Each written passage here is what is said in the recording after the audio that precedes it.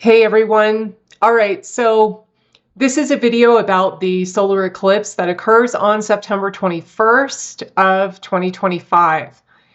And okay, so before I get into it, I just want to say my name is Laura. I am a tropical Vedic astrologer. I've been a tropical Vedic astrologer since 2007. And I have books, courses, and I give readings. All of those things are linked in this description below. Okay? All right, so on to the eclipse. And I want to kind of explain what's happening off the cuff, having an astrological conversation with you.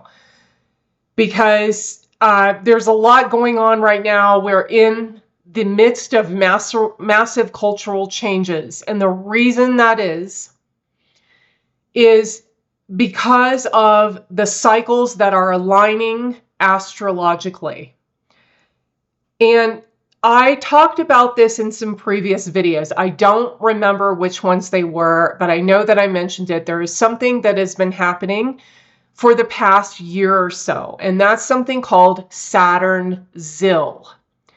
Their astrology is just cycles within cycles. All right, you have the big cycles, the yearly cycles, the 6-month cycles. The eclipse cycles are very important, obviously. Then you have the cycles of the trans-Saturnians. And then you have lunation cycles, which is every month. But this particular cycle is what they call the Saturn ZIL cycle, and it is extremely important. I can't emphasize that enough. And that is when, if you don't know what that is, it means when Jupiter squares Saturn, meaning a 90-degree angle to Saturn, where Saturn is in the 10th from Jupiter, meaning 5 years prior, there was a Jupiter-Saturn conjunction, okay? And then Jupiter moved ahead of Saturn, and now Jupiter is squaring Saturn, okay? And that is called Saturn ZIL, and it happens every 20 years or so. However, it's on a 60-year cycle because it depends on if it happens in movable signs, fixed signs, or dual signs. In this case, it's dual signs, all right? Pisces and Gemini.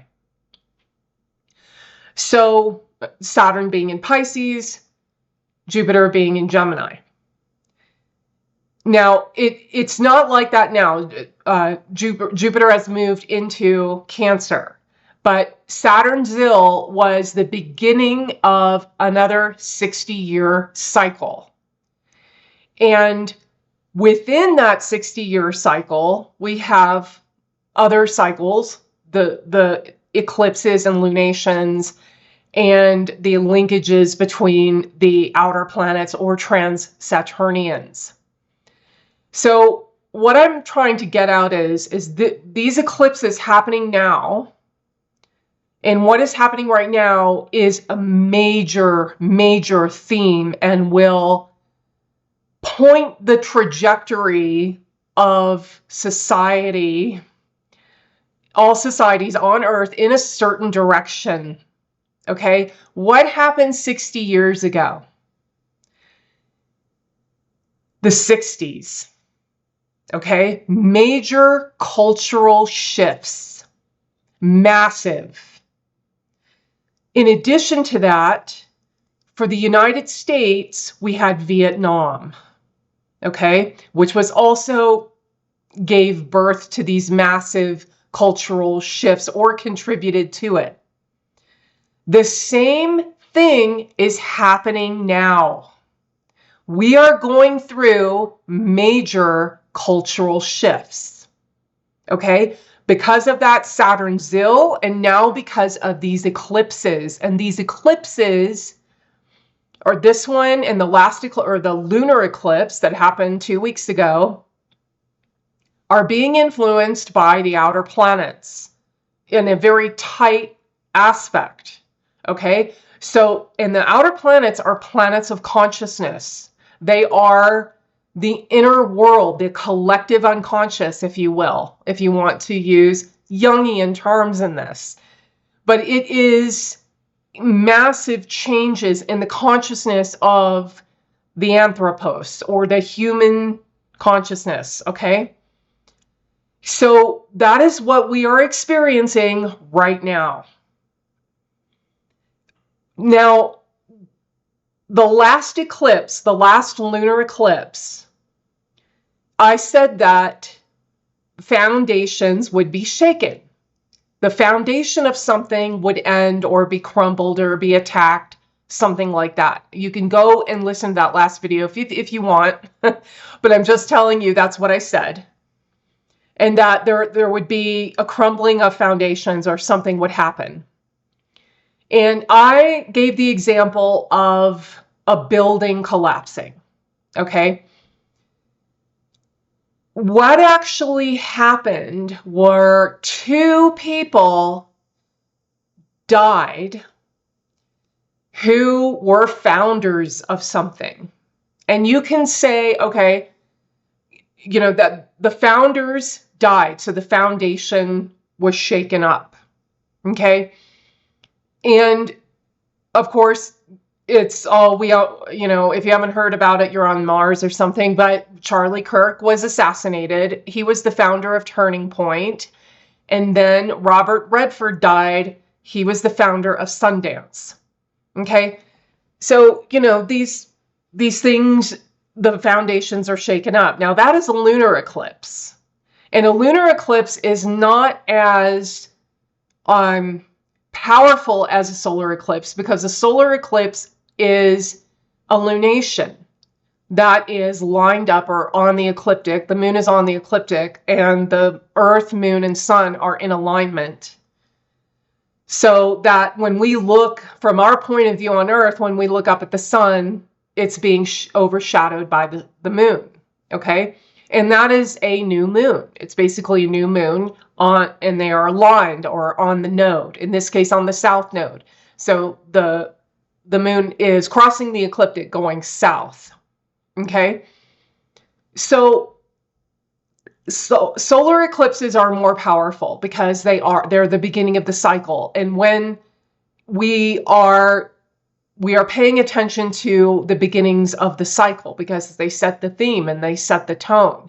Now, solar eclipses are the granddaddy of lunations, meaning they are the big producers of the themes and the indications until the next solar eclipse, okay, which is like 5.5 to 6 months later.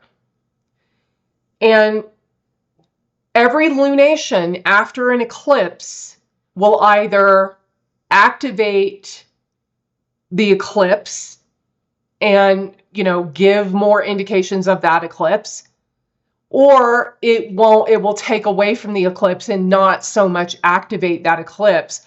But that solar eclipse and its indications are manifesting until the next solar eclipse. And all of the subsequent lunations will either enhance that if they activate the same planets, which they will, because you'll notice every time there's a lunation, it's about 2 degrees behind what it was the month prior. So it's going to still activate the outer planets, okay? Or the next one, yeah, it still will. But what happens is they set the tone, they set the indications, okay? They're a cycle within a cycle. In this case, they are the 6-month cycle.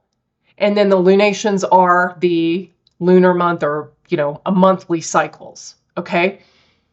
Now, the lunations also have their indications as well. They have their own theme and their own tone, but they still are under the, let's say, the reign of that solar eclipse. So the solar eclipses, the power, the meaning of them are very important in world events and in your personal life. But even the bigger cycle, the much bigger cycle that's Saturn Zil. Okay?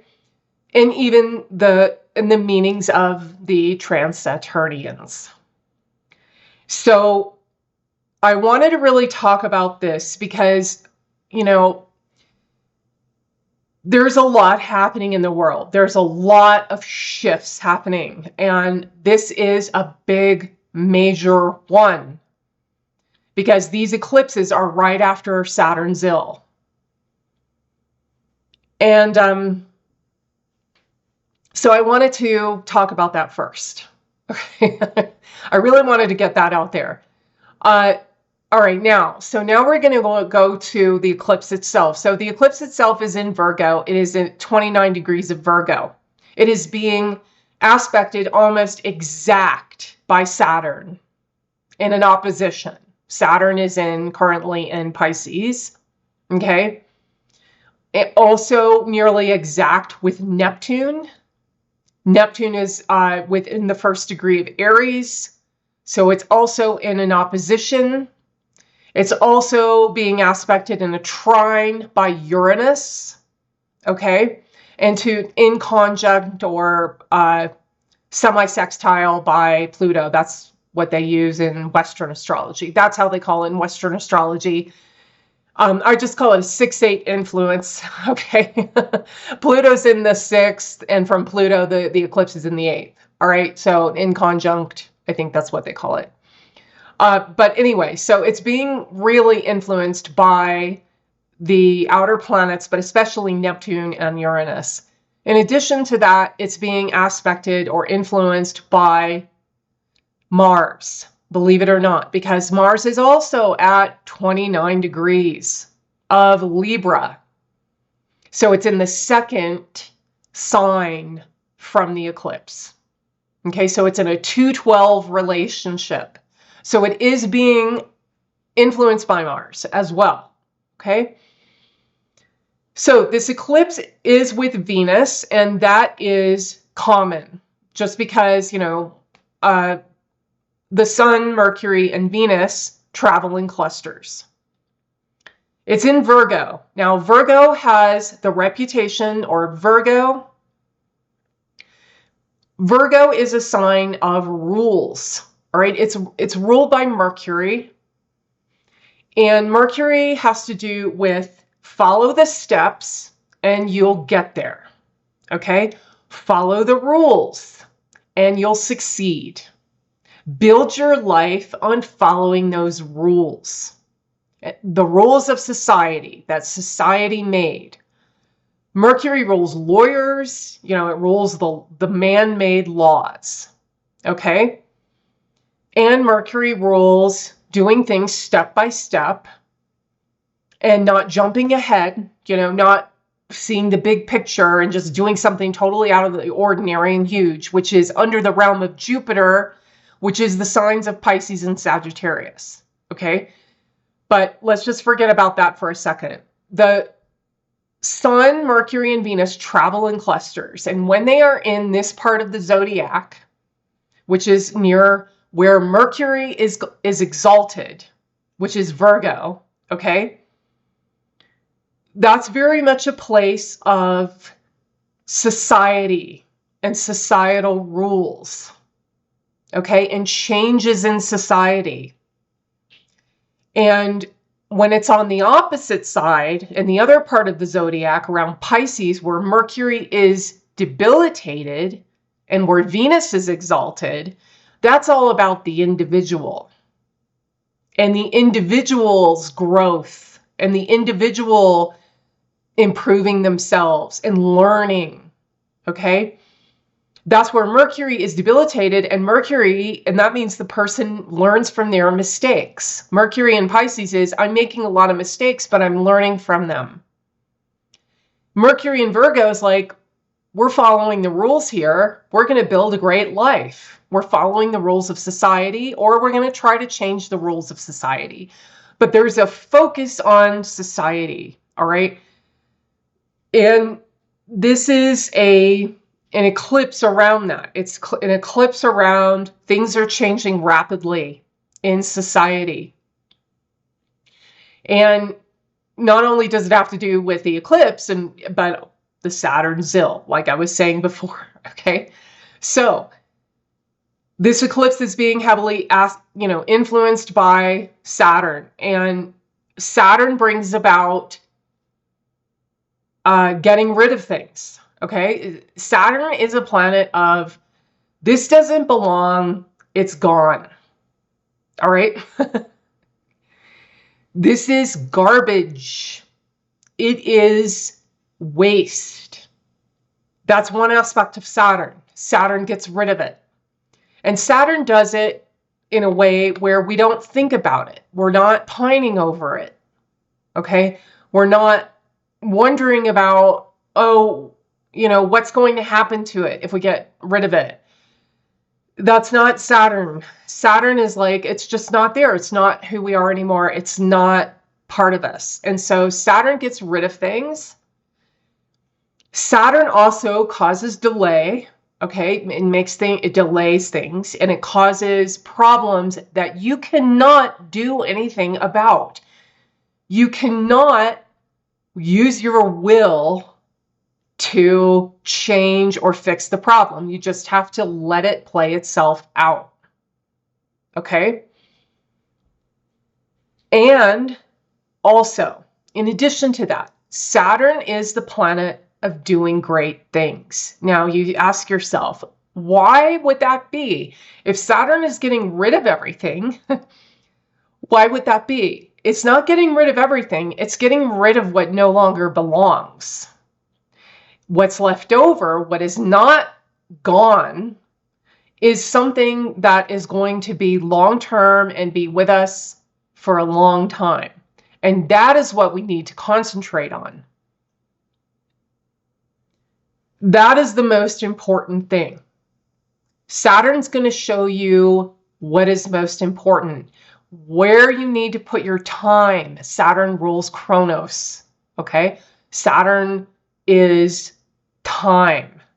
Don't waste time, because that is all we have.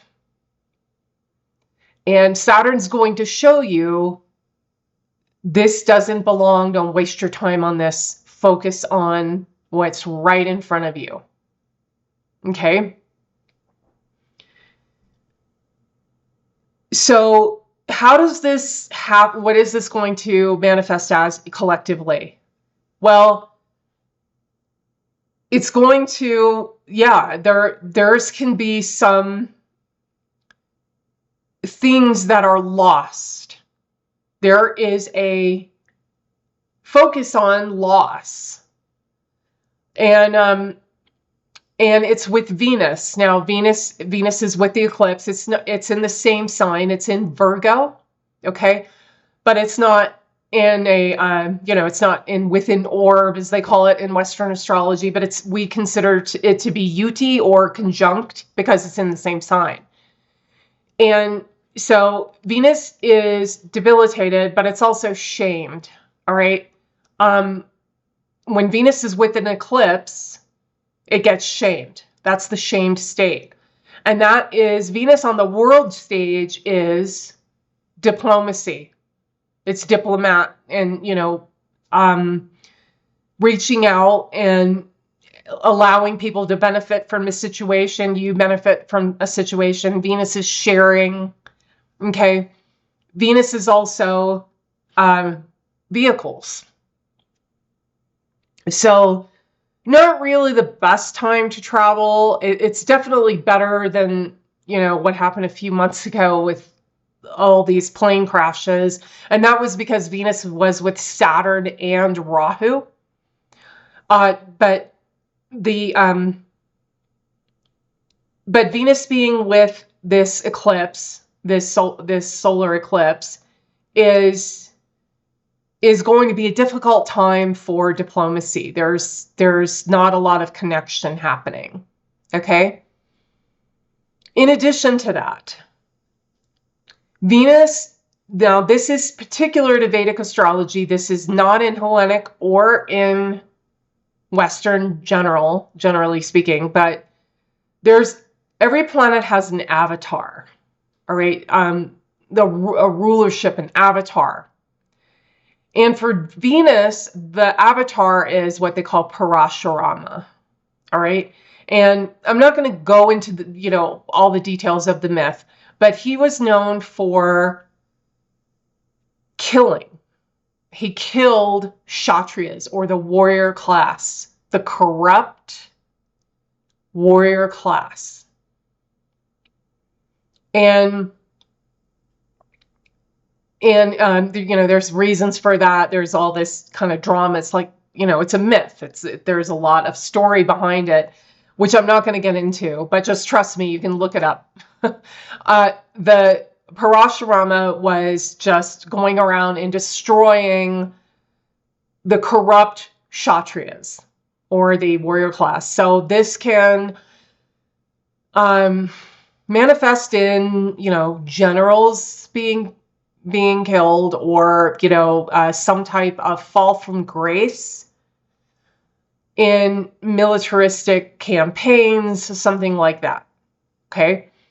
And because it's being aspected by Saturn, that means that is a definite end of that, right? And there is a slight aspect of Mars. Like I was saying, it's in the second 12 relationship. And there is a lot of nasty argument, or how would I put this? A lot of verbal back and forth that just doesn't get anywhere. And, a lot of verbal attacks, a lot of arguing. The reason that is because there's a Mars-Mercury conjunction. And Mercury starves Mars. And when you have Mercury-Mars together, there's a lot of debate happening where it doesn't really get anywhere, okay? Where it doesn't move anything forward. It's just people arguing. And if you see this in a natal chart, that can happen sometimes in the person's life. It also can indicate getting into or paying attention to things that don't involve us, that is none of our business. There's a lot of that going on, people getting into other people's business and mucking everything up, just making things more difficult than they need to be. All right, that's a good description of it, okay? So you have a lot of that going on the world stage. There's still, there is still kind of rumblings around foundations. There can still be foundations of things crumbling. We have some of that already happening. You have, well, not happening yet, but you have the protests around it. There's been a big protest in France happening right now, ongoing for days. But a lot of cultural changes, like I was saying, and even like assassinations, like on the world stage. Even, after what happened this past couple of weeks, just moving into this eclipse, you will probably see more of that.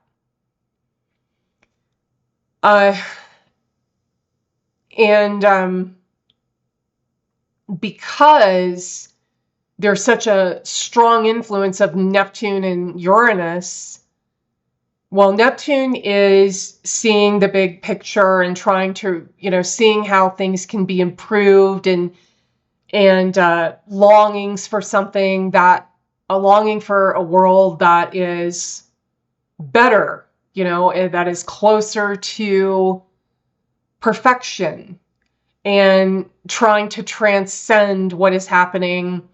Neptune's going to give this idealization phase of getting rid of thinking that getting rid of negative forces in the world will change those things, but it doesn't actually do that, okay, because of the Neptune-Saturn conjunction. And then Uranus. Well, the Uranus aspect, it's a trine aspect to the eclipse.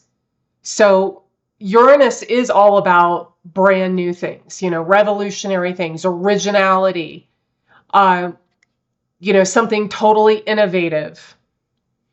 And that does mean that new things are starting. New things are starting up. This is a major cultural shift, like I was saying, and these eclipses, this one, the next one in February, I think it's in February. But anyway, the next solar eclipse, that will get things revving up. Okay? In a new way, introduction of new types of thinking, new types of ways of being, and new consciousness. There's a big focus on the consciousness of things, the motivations, all right? The consciousness of people and how we interact with each other. And, maybe we're getting too far away from that. We're becoming like, pod people. Because, the AI and all of that, and just constantly being inundated with zeros and ones, which is essentially what that is. Non-reality. And that is what Neptune can represent when it is influencing this eclipse. Then you have Saturn with Rahu. All right, so Rahu is technology. That's what it indicates. And of course, Uranus is new things, revolutionary things, things that move or spark the creative fire, right?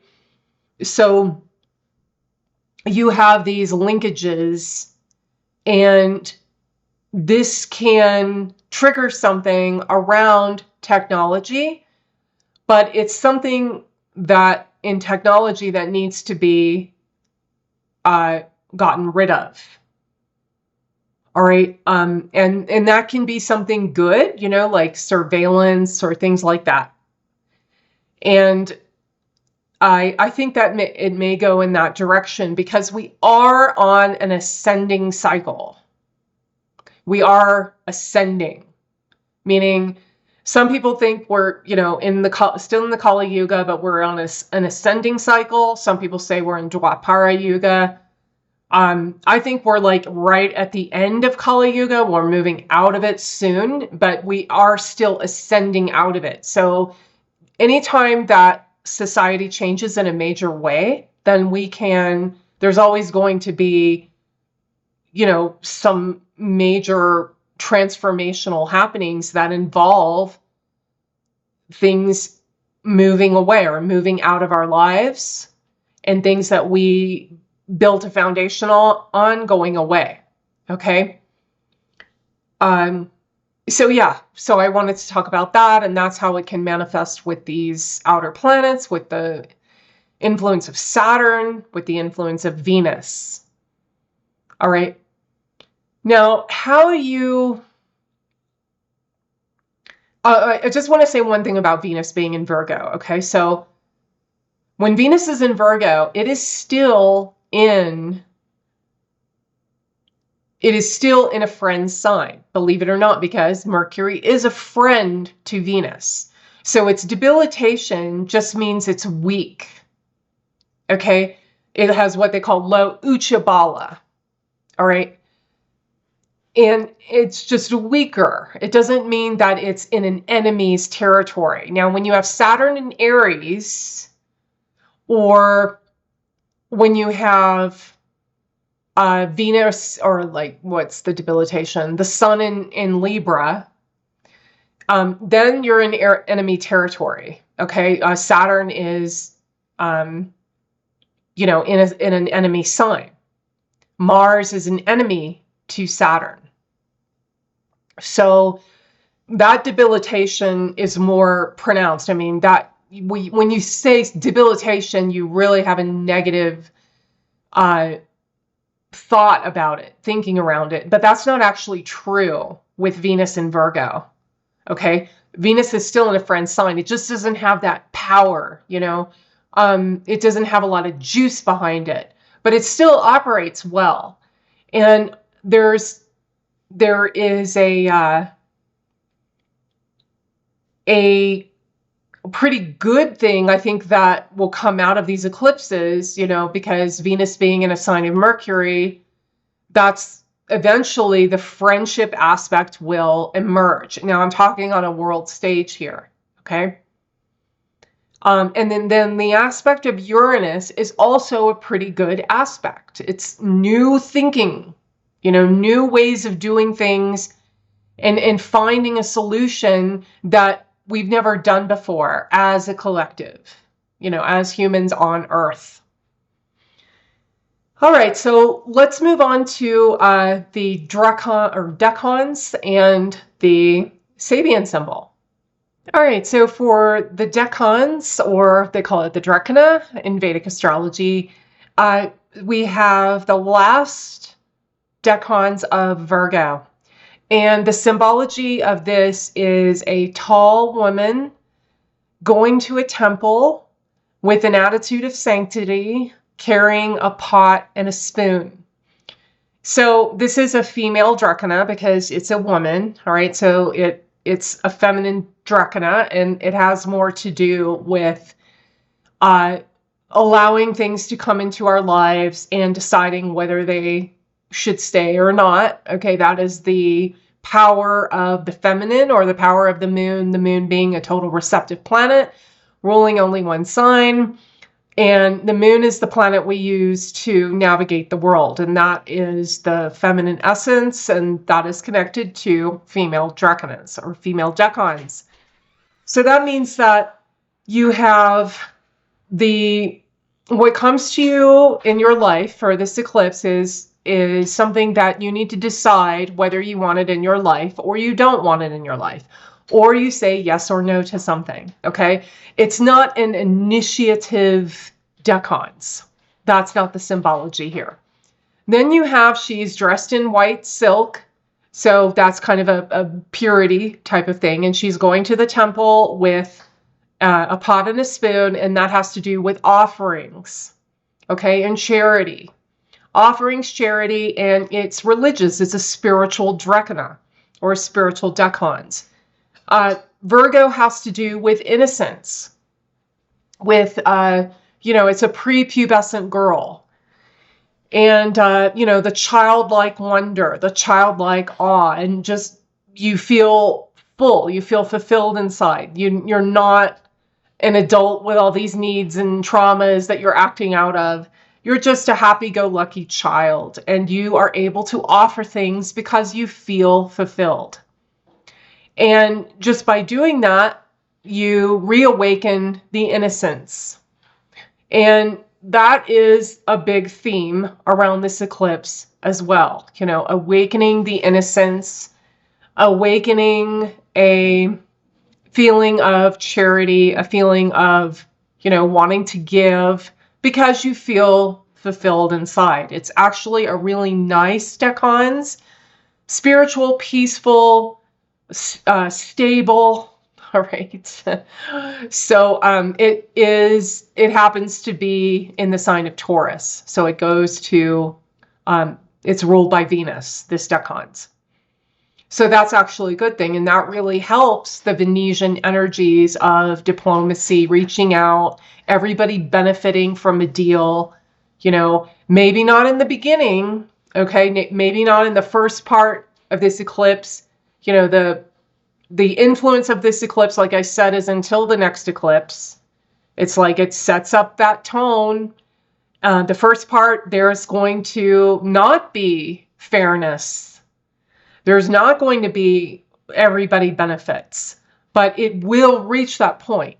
It definitely will. Okay, so for the Sabian symbol, it is in the last degree of Virgo, and what the Sabian symbol is a false call unheard in the attention to immediate service. So what this Sabian symbol is very much on focused awareness, okay? Paying attention to what really is important to the person, what really matters to you. All right. Keen attention. Okay. And unwavering focus. Then it also means discernment, not paying attention to what they call a false call or, like trivial matters and people being fake and their need for you in any way, for you to do them service in any way. Okay. You have to remember that that's kind of an unusual statement, but that's actually what this Sabian symbol means.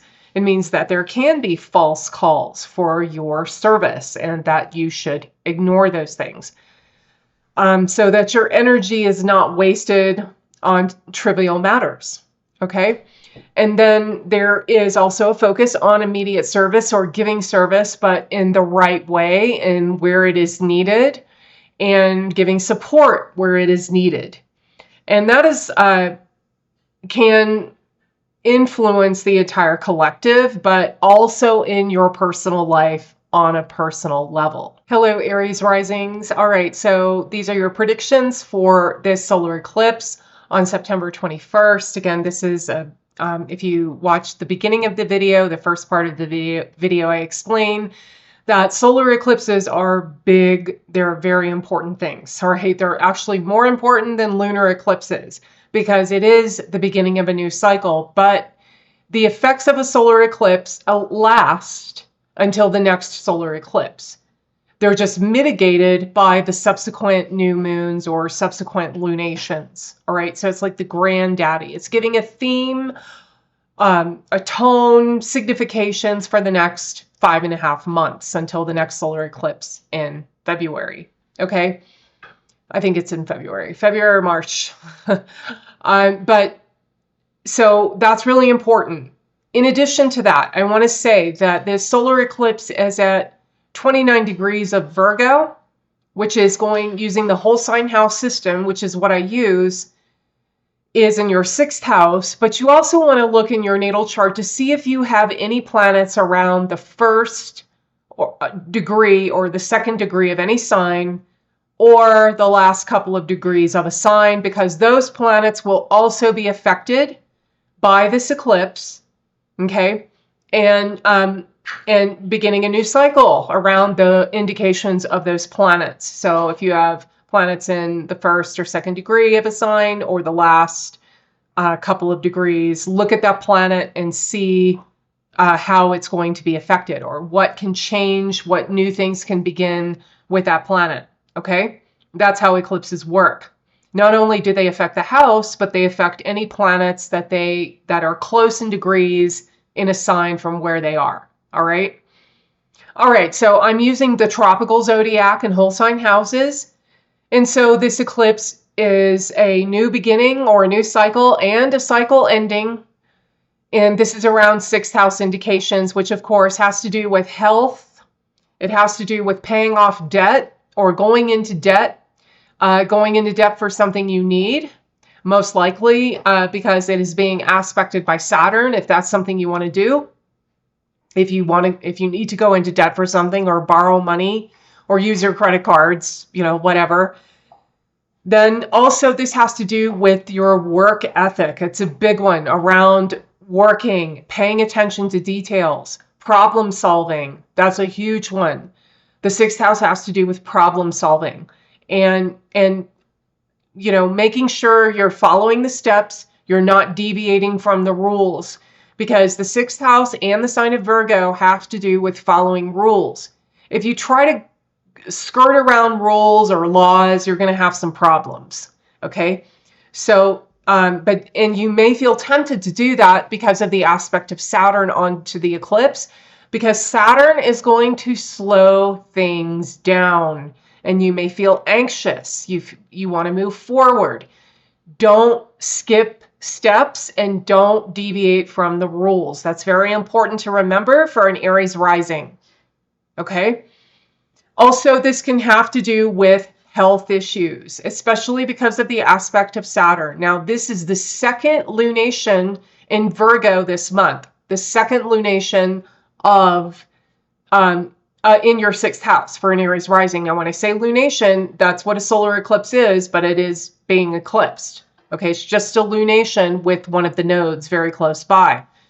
So, but it is a big deal. It's a big beginner, you know, it's putting a huge stamp on something on the next few months and saying, pay attention to this. All right, we're beginning a new cycle and it's going to affect your life for a while. So make sure you take care of your health. If you have any health issues, you want to get them checked out and you want to pay attention to them. Do things to support your health. And also another thing is don't do things that harm your health. That is the most important thing because Saturn is all about doing things to get rid of stuff, you know, get rid of bad habits, get rid of toxicity. You don't want to add to anything like that in your body or pushing yourself. If you're someone who likes to work out or fitness, don't push yourself too hard. All right, just take it easy. Saturn is also a planet of taking it easy. It's a lazy planet. It does the work that's necessary, but when it's not doing work, it wants to be lazy, believe it or not. So it's important not to push things if you're that kind of person, if you're really athletic, if you're into, you know, risky types of sports or something like that. Try not to push it. Okay. And also, whatever you do during this time, during this eclipse, will have long-term effects. Even after the next eclipse, it will have very long-term effects because of the aspects of Saturn and then Neptune. Neptune is also aspecting this eclipse. So you may have some ideas, some idealizations around your health or how you want to pay off your debt, or how you're going to do your work or your job, okay? Also in how you're going to overcome enemies and competitors. That is the 6th house as well. So you really want to improve upon these things. You want to improve upon 6th house matters.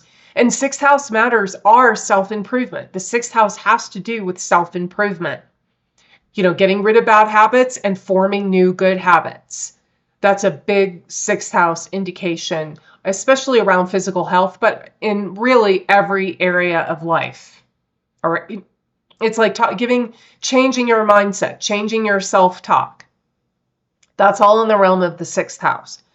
So that is a new cycle beginning around those things. And it is the second time there's a new beginning because you had a lunation a month prior in the very beginning of Virgo as well. But this one is the big one. So make a decision that you're changing your life for the better, that you're going to have positive thoughts around things. You're going to believe in yourself. You're going to challenge yourself because then you become a stronger and better person. The 6th house is challenging yourself to do things you don't think you can do, but you can do them. Again, but it's going to be a slow process. And when I say that, I'm not referring to anything crazy, you know, like in sports or something like that. Because again, you don't want to harm the body and unnecessarily stress the body. And so those are the predictions for this eclipse for an Aries rising. Hey everyone. Okay, so this is for Taurus rising. And I'm using whole sign houses in the tropical zodiac. So for a Taurus rising, Saturn becomes a better planet. All right, Saturn is a good planet for a Taurus rising. Why? Because it rules an angle and a trine. All right, it's called a king-making planet. And so Saturn is a good planet for Taurus, just like it is for Libra. Any of the Venus-ruled signs, Saturn is a good planet. So that's a pretty good thing because Saturn is aspecting this eclipse almost exactly, to the exact degree, okay, through an opposition aspect. And so you have this eclipse in your 5th house of Virgo. Now, if you have in your natal chart, in your personal chart, if you have any planets that are in the last couple of degrees of a sign, or the first couple of degrees of a sign, this eclipse will affect those planets. And see, I can't see everyone's personal chart on YouTube, so I only talk about the effects of the eclipse in a house, but the eclipse will affect any planets in those degrees of any sign in your chart. So you can look at that and see, oh, I'm beginning a new cycle around these planets, and it is a big cycle. It is a cycle, or the planets that are affected will give those effects until the next solar eclipse in February. Okay? So of course, you have this eclipse in the 5th house. And so that sets up a brand new cycle for 5th house indications. Now, if you're a person who has students, if you teach anything at all to anyone, if you have students in any way, or you have clients, okay? If you're a person who has clients, you're a contractor, whatever, this solar eclipse is you're ending a cycle around the way you deal with clients, and you're beginning a new cycle in your relationship with clients. You can get new types of clients, new types of students. They learn in a different way. You teach them in a different way, because the 5th house is applying your knowledge into real world situations. And when you teach other people, when you counsel other people, you are teaching them through your self-expression, through your own creative expression. Okay, so you're beginning a massive new cycle around those things. And because Saturn is aspecting with an opposition, these new students or new clients or this new way of teaching will last a very long time. Okay, it is going to stay with you for a while. All right, and in a good way. It will improve upon your path in life, or what gives your life meaning, or something that you want to commit to, that you believe in, and that inspires you. And also, in addition to that, it will help in the career field because of Saturn's rulership of that 10th house. Also, it's important to remember, since this is an eclipse, there's an element of surprise to it, or an element of not being prepared for it. It doesn't mean it's a negative thing. It just means that there's something that is unforeseen, unanticipated that happens. And that's always the case with an eclipse. That's why it's so important, because we have to adapt to the situation. And the moon creates the moon's nodes, okay? So the moon's nodes are involved in eclipses, and they are part of the moon. The moon's nodes are created by the Earth and the moon going over the ecliptic line, okay? And so since the nodes are part of the moon, that means that we use the moon in eclipses. And the moon is the manas, or the mind. It is the sense mind and the way we adapt to situations in the world.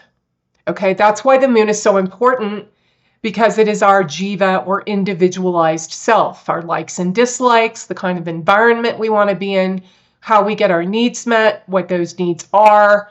And so when an eclipse happens, especially a solar eclipse, we are adapting to a brand new situation, or new circumstances that we haven't prepared for up until that point. And it really puts a stamp or a theme on the next few months until the next solar eclipse. Okay, and even the subsequent lunations can activate what the eclipse activated, more or less, depending on what they're touching in your chart. But that's why an eclipse is so powerful. You can just do astrology based on eclipses and lunations, okay? But okay, so going back to what else this is going to influence for a Taurus rising, it will be your relationship with your children, or your children themselves. They can begin something new, especially something new around relationships, connecting with other people, not just romantic relationships, but also any type of relationship where you are emotionally invested, like some new friends, some new hobbies they like to do, something fun they like to do, that your children can start something new in that area, which will probably last for a while. All right, something that is long lasting. Then we have the aspect of investments. So for Taurus rising, the 5th house is Virgo of investments, making investments in things. And that includes investing your time and energy in something. It is like a creative project because the 5th house is creativity, and children are essentially creations, but also our creative ambition, our vision that we want to implement. And that's our self-expression. That's part of our self-expression. So you can do that during this or for this eclipse, which will affect the next month very strongly, but also up until the next solar eclipse, okay, in February. So any big creative projects that you want to start, there's an element of, oh, I have to adapt to something new in this situation. Or I want to do something brand new that I've never done before. Or I want to express myself in a way that I never have. I just feel completely different. And the 5th house is like getting really solid and consistent on our life's path, involving our knowledge and involving our inspiration. Okay, it's the second of the Dharmic trine, the second house of the Dharma houses.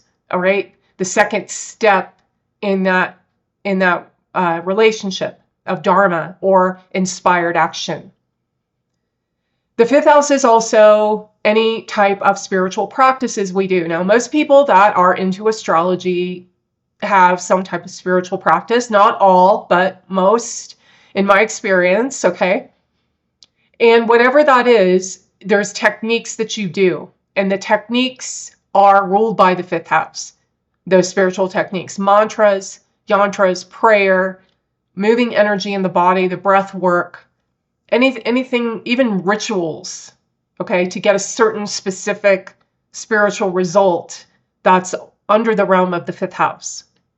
And so that is also going to be a big influence if you're a spiritual seeker for the next few months. And again, it will involve something new. And at first, you won't feel that much fulfillment in it, but then you will get a lot of fulfillment because of the Venus being with this eclipse. And Venus is debilitated in Virgo, and it also gets what they call shamed by the Sun and Ketu, but it will come out of that. It will, as time moves on towards the next eclipse, you learn to work with those Venusian energies, which is the fulfillment that you get, the satisfaction, and it improves, okay?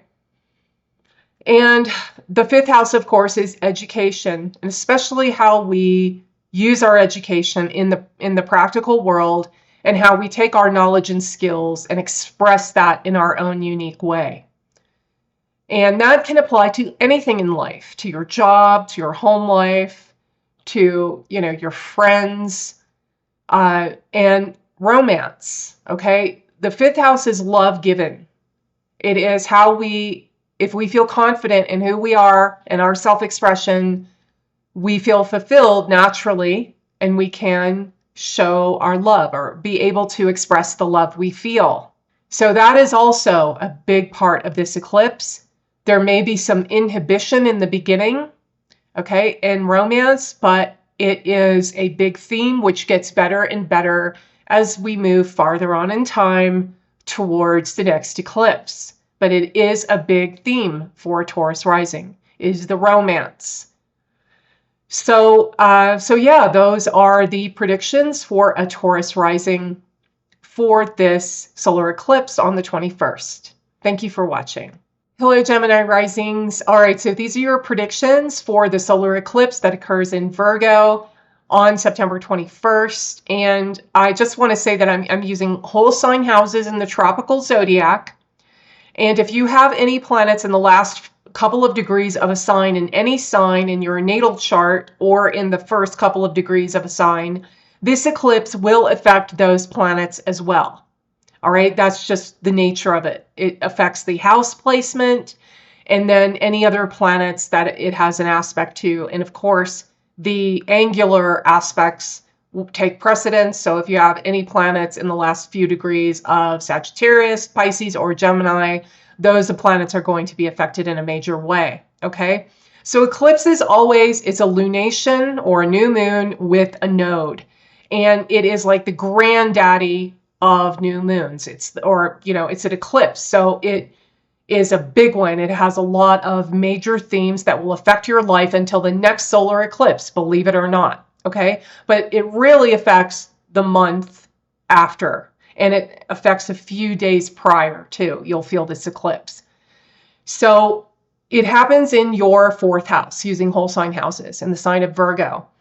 And this means that you're beginning a new cycle in a major way around your emotional stability, emotional security, and happiness or contentment. All right. This is a huge deal because the 4th house is our foundation in life. It's our relationship with our mother, which is the first caregiver that we come in contact with. And a lot of how we grow into adults and we take those impressions of those very early years with us, and they influence our behavior. So when you have planets affecting the 4th house, or you have an eclipse in the 4th house, it's going to shake up some past memories. It's going to have you think about some of your wounds from the past, especially in the relationship with your mother, but not always, okay? And how they affect you now, and how you're dealing with them right now, and how you can see your ingrained habit of reacting to things and reacting to what comes into your life based on those early childhood wounds. That is what this eclipse will activate. It's going to do that. I concentrate on the wound part of it because it's being aspected by Saturn. And for a Gemini rising, Saturn rules the 8th house. That has to do with our unconscious, subconscious self and what lies therein, the dark shadow part, okay? But it can do that, with really any sign. When it afflicts the 4th house, or it's affecting the 4th house, and that you've got that aspect of Saturn onto it. So a lot of the things that you have some resentment around, you may have some ill will, or some, you just have some negative feelings about, those things may come to the surface, and they're designed to do that so they can be released. That is Saturn's job. Saturn's job is to get rid of what no longer belongs. All right. I say this every time, almost in every video that I talk about Saturn. Okay. And then we are free and clear to start anew in the realm of the 4th house. Again, this can also has to do with the relationship with the mother. Now, on a more mundane level, you start a new cycle, and it usually, there's elements of surprise, or elements of not being prepared for something. It can be around the home, all right? Like something in your home may break because it is old or worn out, or needs to be replaced because it's old or worn out. In your home or in the property that you own, the land, something like that, okay? Like a classic Saturn influence on an eclipse in the 4th house would be replacing the sewage system, something like that, okay? That's just an example. But Saturn tends to make things old and worn out when it is aspecting, and especially when it aspects something of the home or indication of that, you need to repair those because of that. Also, it can influence the vehicles as well, okay? Then it can also cause you to beautify your home, and then also look for fulfillment in your past memories, because there's an influence of Venus. Venus is with this eclipse. It's in Virgo. It's far away as an orb, but in Vedic astrology, if it's in the same sign, it is conjunct. They call that UT, okay?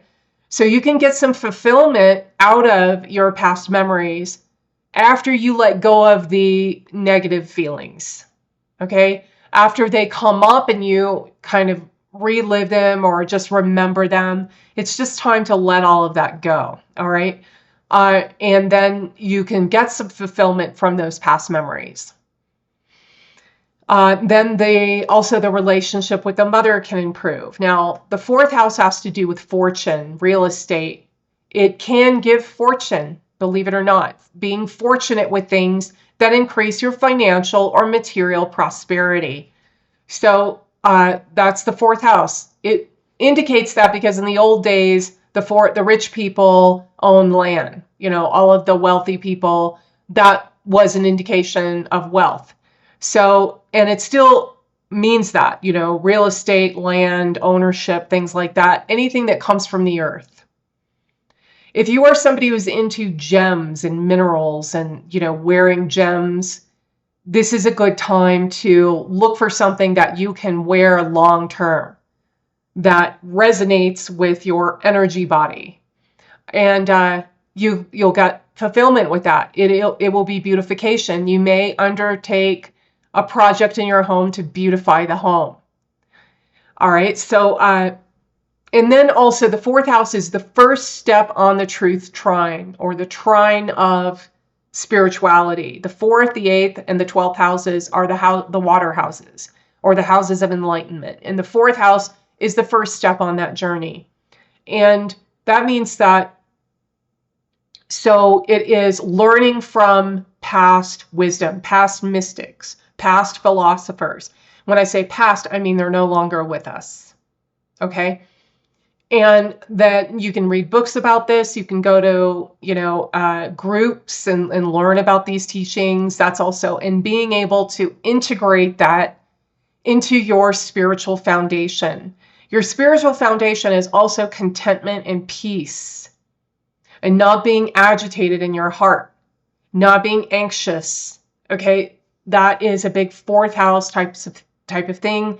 And then when you feel good, you do good actions, which is the opposite house, the 10th house.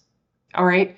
So this eclipse is designed to lighten your emotional load, so to speak, and to give you more happiness, give you more fulfillment in your home, give you more peace and contentment, improve your relationship with the past and your mother.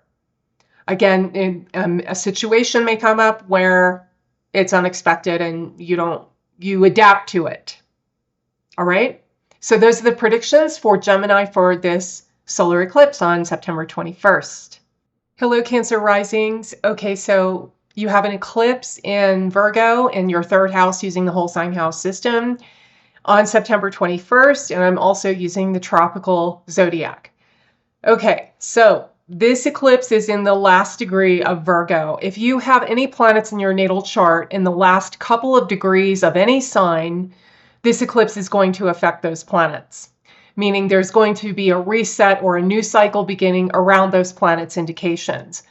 Because it's particular to your natal chart, I can't really go into all of that, how the eclipse affects all the planets. I just talk about the house placement. But eclipses affect more than just the house placement. They will affect your natal planets if they are in a certain orb. So the last couple of degrees of a sign or the first 2 degrees of a sign, those planets are going to get affected. Now, the ones that will be more affected are any planets in Sagittarius in the last couple degrees, Pisces, and Gemini. So just keep that in mind too, all right? So that would form an angular aspect. And because it's an eclipse, it's very important. An eclipse is just a lunation or a new moon that involves one of the nodes, and of course eclipses the moon's shadow, eclipses the sun, and the sun, moon, and earth are in alignment with the ecliptic. And that is the granddaddy, so to speak, of the lunations until the next solar eclipse. So you will feel the indications of the eclipse until the next solar eclipse. It does affect that time period, which is about 5.5 to 6 months.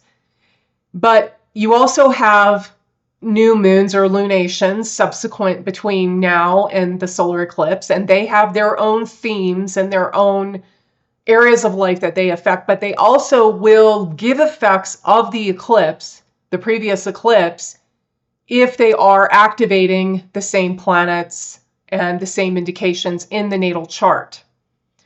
But the house placements are usually different. Okay, so that's what I'm mainly concentrating on. And an eclipse always brings about something that we aren't necessarily prepared for, especially a solar eclipse, because it's always something new. Okay, it's a new cycle beginning. There's an ending of a cycle and a new cycle beginning in every solar eclipse and also in every lunation. But with a solar eclipse, it is very new and surprising. It can bring a surprise. It's something we have to adapt to, all right, that we have to make an internal shift with, because the moon's nodes, Rahu and Ketu, or the south and north node, are connected to the moon. That's why they're called the moon's nodes. It's the moon, where the moon crosses the southern part of the ecliptic, or the northern part, that creates the north and south node, okay? So the moon has to do with adapting to situations in the world and navigating our way through life. And that is a big part of our lives. It's also having to get our needs met, our emotional and physical needs, and also how we want to connect with the world around us, how we want to connect to other people, nature, animals, hobbies, things we love, things like that, okay? So that's why this eclipse is so important, because there is a certain amount of adaptation happening, and how we adapt to new things in our lives. And so for a Cancer rising, this is going to be around third house indications, which is a lot of things. The main thing with the third house, it has to do with self-effort. It has to do with your get up and go, your courage to pursue what you want. It's a house of desire, but it's short-term desires, all right? The third house is putting energy into something so that you can fulfill a short-term desire. The 11th house is also a desire house, but it's long-term desires. I'm talking years. The third house is usually less than a year, something you want to get done in less than a year, something that you really want, something that you're really going to try for, okay? You're going to put your effort into. You're going to use your willpower, and you're going to succeed. So you're beginning a new cycle around all of those things, and something around that will be a little bit unexpected for you. The third house also has to do with relationships. It's a desire house. It's an air house. Relationships with coworkers, neighbors, teammates, associates, siblings. It's anybody in our life that we associate with but isn't our friend, okay? They're not necessarily our friend. It doesn't mean they can't be later on down the road, but we just see them, we know them, we don't really consider them to be friends. And that can include all of those people that I just mentioned. So there can be an event happening that is, again, unanticipated around one of these types of people, and it is kind of a big deal, okay? It will have you adapt to the situation in some way. The third house is also a house of mild competition, or a competitive spirit. It's the house of fitness. Okay, doing a fitness routine and competitions. Now, the competitors that you compete against, that's the sixth house. But if you're in a competition, or you're a person who likes to enter competitions in whatever realm, that's also something that can manifest in your life in a way that that is unforeseen. All right. The third house is also practicing and learning new skills and gathering all the information you need. It's also art and music, or doing an art project, or practicing, or, rehearsing for a play, or, a film, or whatever. It has to do with the arts and performing arts. Now, I want to add too that there are two major influences. Well, there's a lot of influences. There's the influence of the outer planets to a certain extent, especially Neptune and Uranus, So again, your consciousness is going to change around third house types of things, okay? Or you're going to begin something that you idealize, that you have all of these hopes and dreams around because of the influence of Neptune. And you'll also do something new in that area that's also, not only is it new and unexpected, but it's also kind of original. You know, it is innovative. It is almost revolutionary because of that aspect of Uranus. Then you have the aspect of Saturn, which is extremely close. It is near exact, okay, from an opposition. And Saturn can give problems and delays, so expect those things, but it also will make something long-term. After you've worked through the problems, or the problems have worked through themselves, you're going to be left with something that is long-term. All right?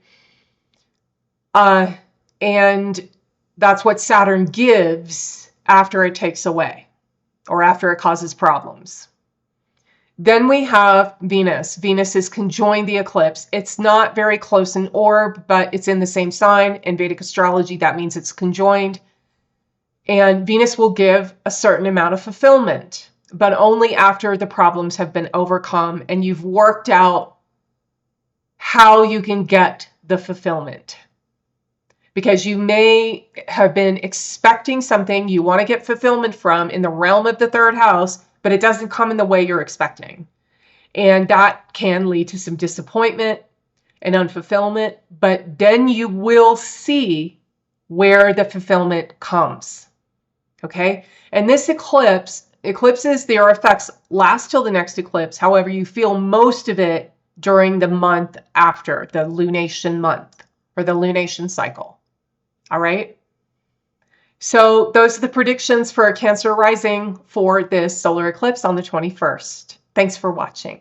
Hey, Leo risings. All right, so these are your predictions for the eclipse on September 21st. It's a solar eclipse. I'm using whole sign houses and the tropical zodiac.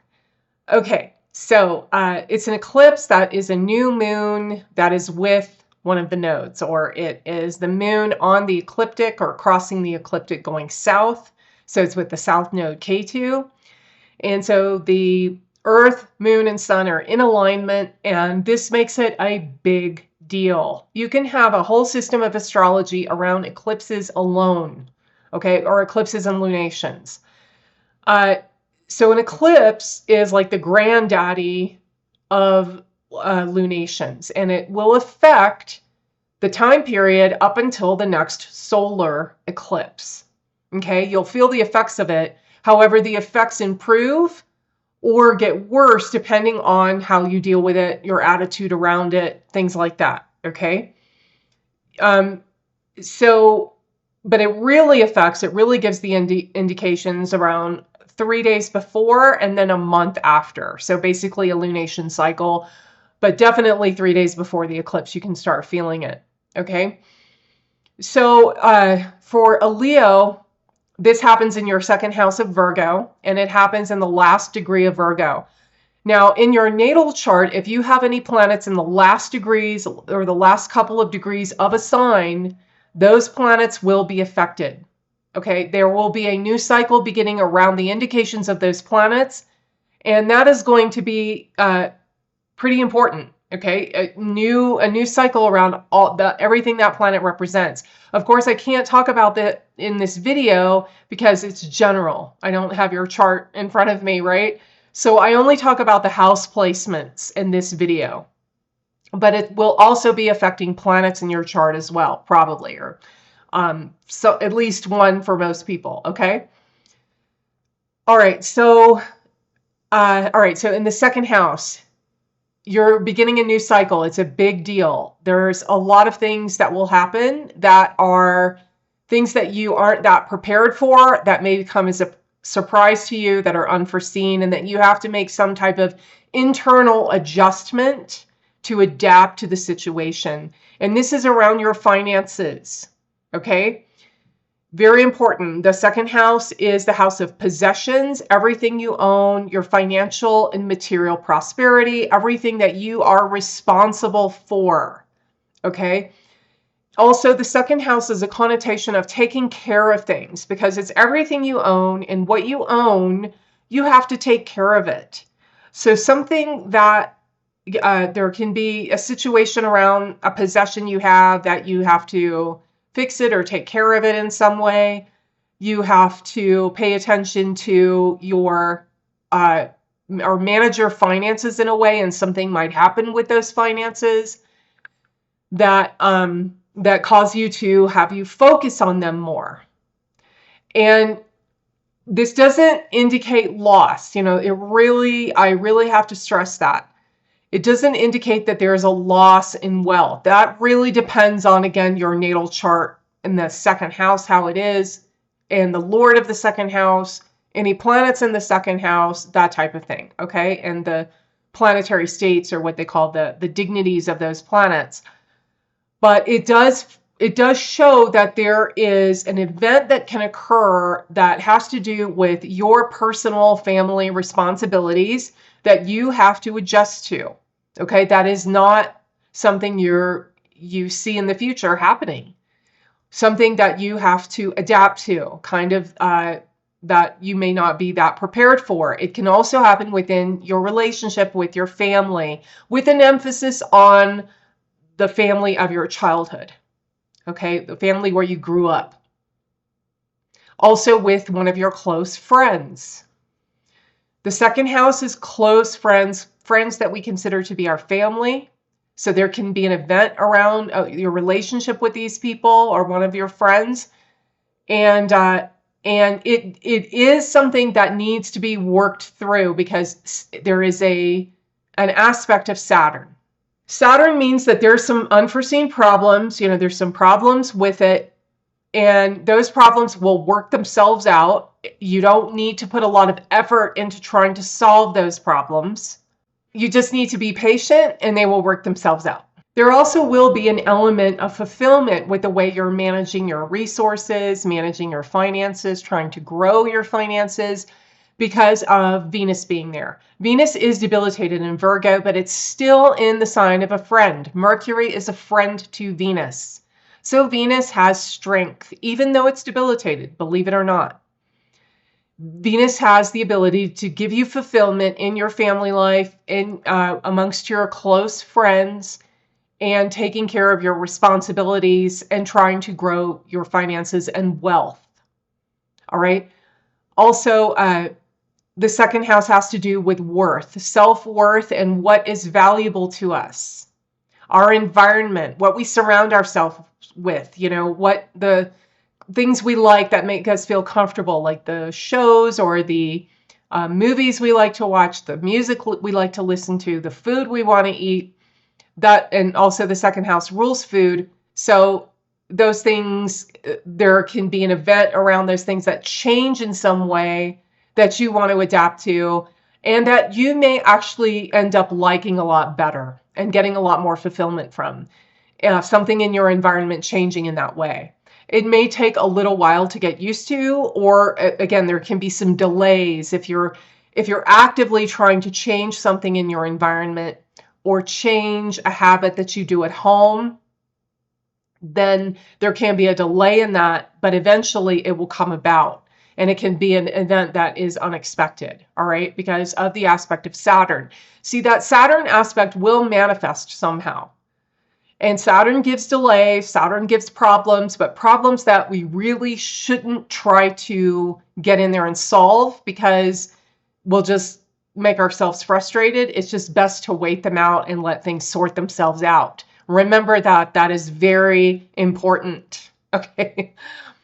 Don't try to get in and try to fix it. That's a Mars thing, all right? Not a Saturn thing.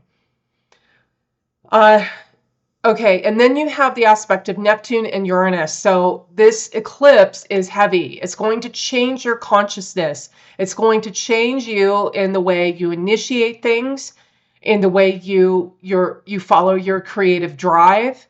And it can be a rather revolutionary, original, or innovative change in your daily responsibilities, in your family responsibilities, and in how you want to grow your resources or how you take care of your resources. Okay? how you view your self-worth. There is a certain an element of idealization around your value, what you have to offer, your skills, your knowledge, your money, really, or your possessions, your wealth. That's all the second house. Learning a skill is the third house. But once it becomes part of you, once you can do it without thinking about it, or bring up that knowledge without thinking about it, that is the second house, because it becomes a resource. And so this eclipse will massively focus your energy on that, and you have an idealized view of it, okay, what you can do and your resources. And this is something that you have a certain amount of, you see the potential. You see the potential in what you can earn. You see the potential in what your resources can bring you, as far as bringing in more resources. And so you want to keep that in mind, and you will begin something new in that area. You'll begin something new in the wealth area because of the aspect of Uranus. And this influence, again, is from this eclipse. The main influence is the first month, or the lunation month, okay, after the eclipse. But it will affect all the way up until the next solar eclipse. It sets the tone. It sets the theme. Second house, okay? Any other planets, too, that it is influencing in your chart, like I said in the beginning.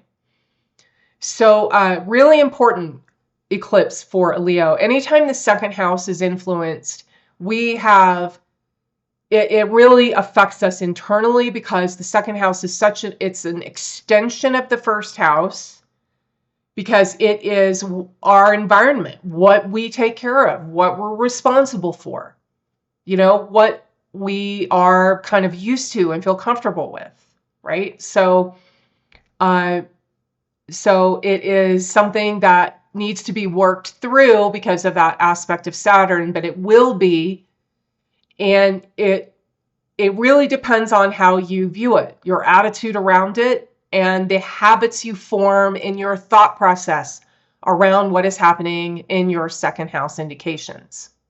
So those are the predictions for Leo for this solar eclipse. Hello, Virgo risings. All right, so these are your predictions for the eclipse that occurs on September 21st. And it is a solar eclipse. I'm using whole sign houses in the tropical zodiac. If in your natal chart you have any planets in Virgo or in your first house, or any planets in the last couple of degrees of Sagittarius, Pisces, Gemini, those planets are going to be affected also very strongly by this eclipse. And the indications of those planets will be paramount for the next 5.5 months, or until the next solar eclipse, which is on February 17th, okay? Because I can only give predictions, because it's general around, just based on the rising sign, around the house placement. But the eclipse is also affecting planets in your chart, and that adds a lot of nuance and depth to an eclipse. But suffice to say, this is a very important eclipse for a Virgo rising, because it occurs in your first house, which is like a mini horoscope in and of itself. So the first house has to do with you, your path in life, the path you're walking, like what you meet with every day and your experiences every day, the phenomena that comes into your life every day. That is your path in life. All right. It's also any planets in the first or seventh house, which is also a path. It's a path you're walking in life. Those planets become very important. Okay. But an eclipse now means you're resetting your path in life. You're resetting an impulse towards something, okay? So the first house is like, I have an impulse towards this. And then in the fifth house, which is a dharmic house, you say, okay, I'm going to get solid in this path. I'm going to be consistent in this path. Those are dharmic houses, okay? The first house is an impulse towards something. I want to go in this direction. I want to follow this path. It's also the appearance, it's the general attitude and worldview, it's the personality characteristics, it's also comfort and pain. That's what they say in Parashara, the old text. that the first house is comfort and pain, and that's basically in the body. Do we have a strong body? Do we have a resilient body? Or is our body weak? Or is it somewhere in between? Okay, are we having a lot of pain? Things like that. So having this eclipse in the first house can change the direction in your life. If that is something that you've been, moving towards or wanting, it can very much do that. However, there will be an element of surprise about it, or an element of adapting to something, making an internal shift to adapt to new circumstances. And it'll be around your path in life, your health, the direction you're going, your appearance, okay? And also your self-esteem. That's a big one with the first house, your self-esteem. Now, it's being aspected by Saturn very closely in an opposition aspect. Saturn, Rahu right now are in your 7th house. But the aspect of Saturn does cause delays and does cause some problems. And what can happen is you can discover some type of health issue that you may want to really work towards healing. And Saturn can cause some delays to those things, and then can cause some problems. And with Saturn, you don't want to try to get in there and fix the problems. You want to just let it play itself out, because Saturn is, you don't really have a lot of control with Saturn. All right. So you just have to be patient, let some of those things play themselves out. And in addition to that, what this can do, you are going to get quite a bit of fulfillment in this new big shift in your life, because Venus is also in your first house.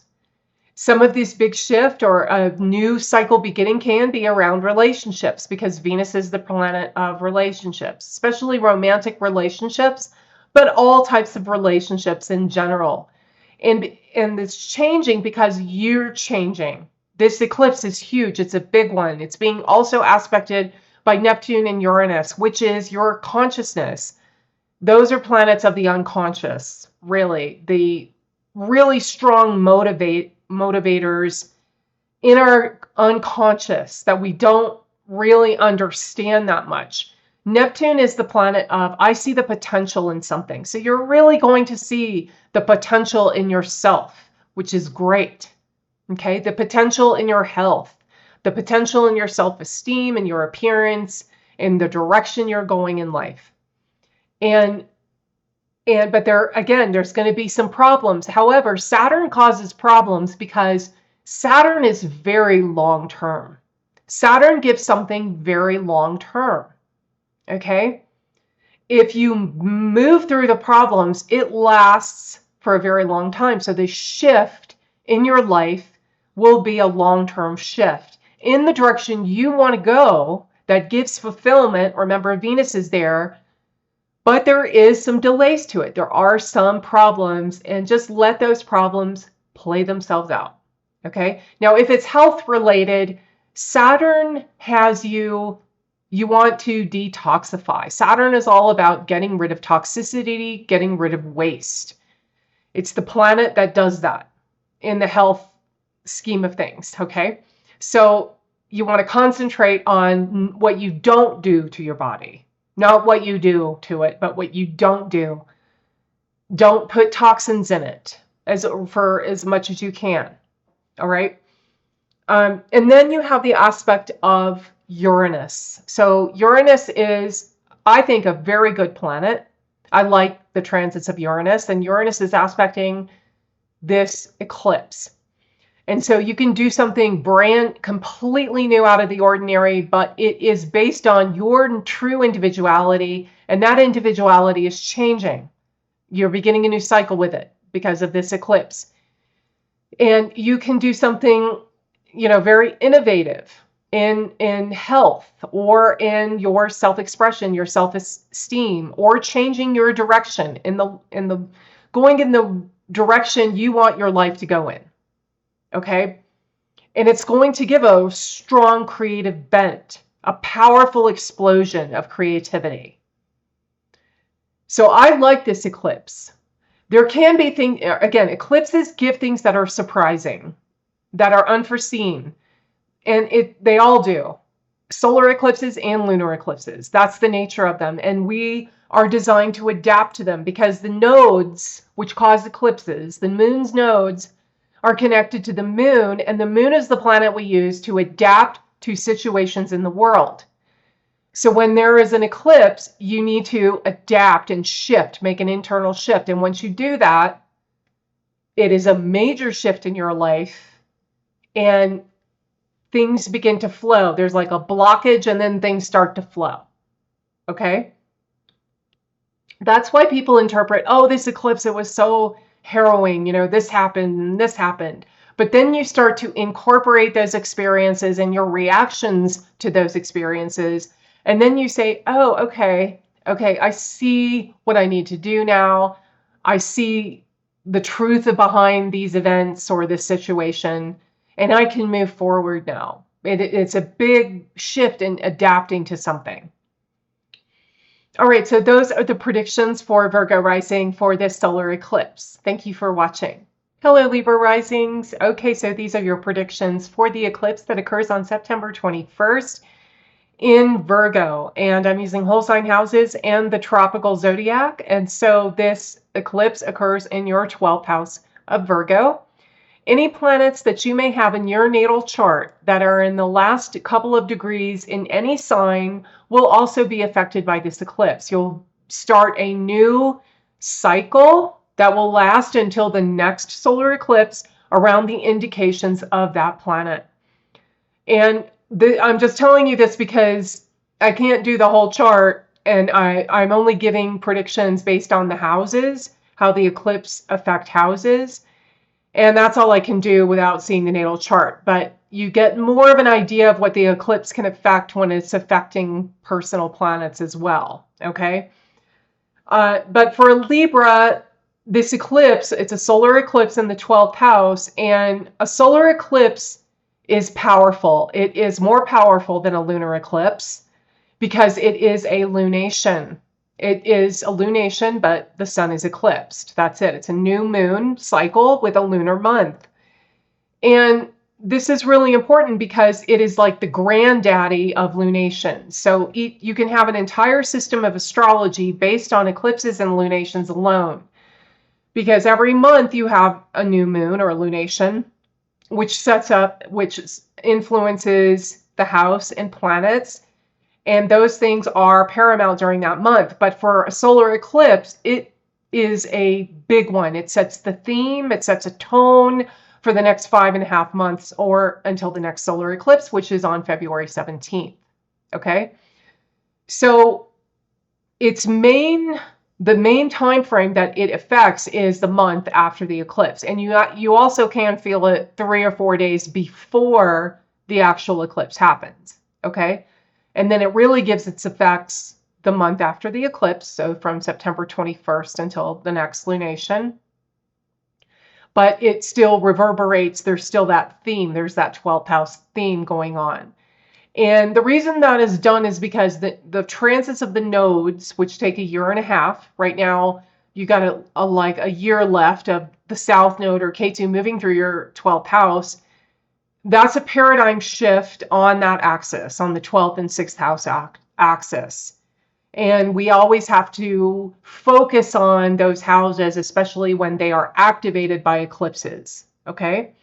So for Libra, in your 12th house, the 12th house has to do with expenses, okay? It's a house of expense. It's a house of charity. It's a house of being taken out of society. Okay, it rules things like hospitals and, rehab and retreats. Spiritual retreats are a big one, especially for people who are spiritual seekers. Many people that are into astrology are spiritual seekers and they like the spiritual life. So going on retreats is a big 12th house indication. It's meditation or the state that you reach during meditation or any type of spiritual technique or practice. It's that state you want to get in where you're able to see different planes of existence, all kinds of things. Okay, that's all ruled by the 12th house. And the 12th house is also, it's an extremely important house because it is the end of a cycle. Okay, it's where things come to their natural end, and then the essence of that thing is carried into the next cycle and begins with the first house. So not only eclipses, but any planet transiting this 12th house becomes very important, because it goes around the zodiac in its cycle, and then it reaches the 12th house. And then that is the ultimate culmination. That is what they call the foot or the pada. That is the outcome of that planet and its significations as it moves through the 12th house, and you derive the essence of that planet. And then you begin a new cycle as it moves through the first house. Okay? So when there are eclipses in the 12th house, you're concentrating on, or there's a new cycle beginning around how you are taken out of society, how you get away from worldly concerns and the daily grind and thinking and solving problems and your mind going constantly.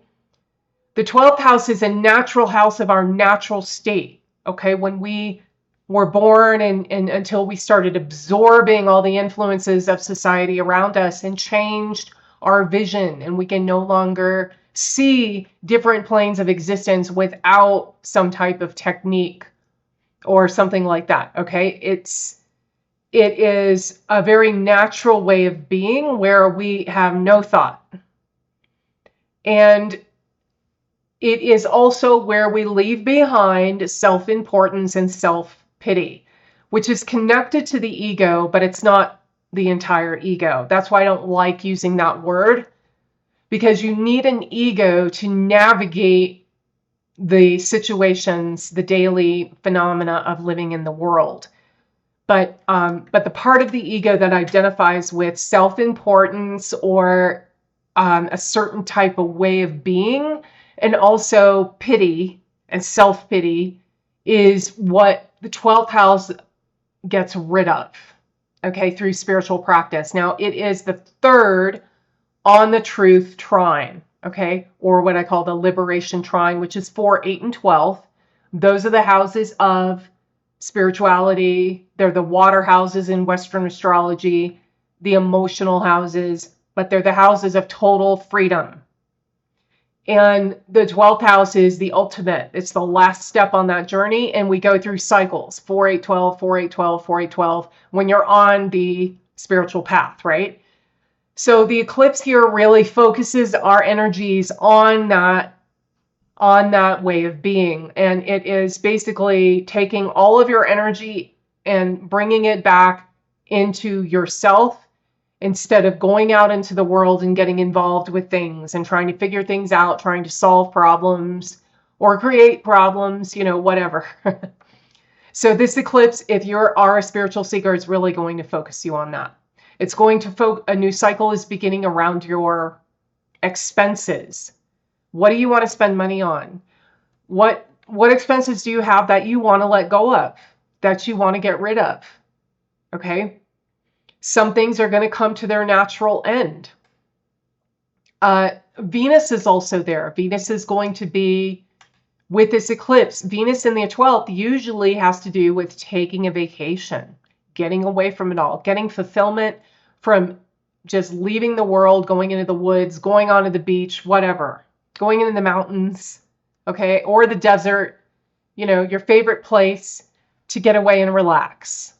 Venus in the 12th is connected to vacations, not vacations to learn about a different culture or to travel to on a pilgrimage or something like that, but a vacation to just take in the environment and not think. The 12th house is also, being out of society, being laid up, recuperating, convalescence. That's the 12th house too. So you begin a new cycle around those things. So for Libra, you have the nodal axis on your 12th and 6th house. And the 6th house has to do with health. So if you have health issues, you recuperate, you rest, you get your strength back. That's the 12th. All right.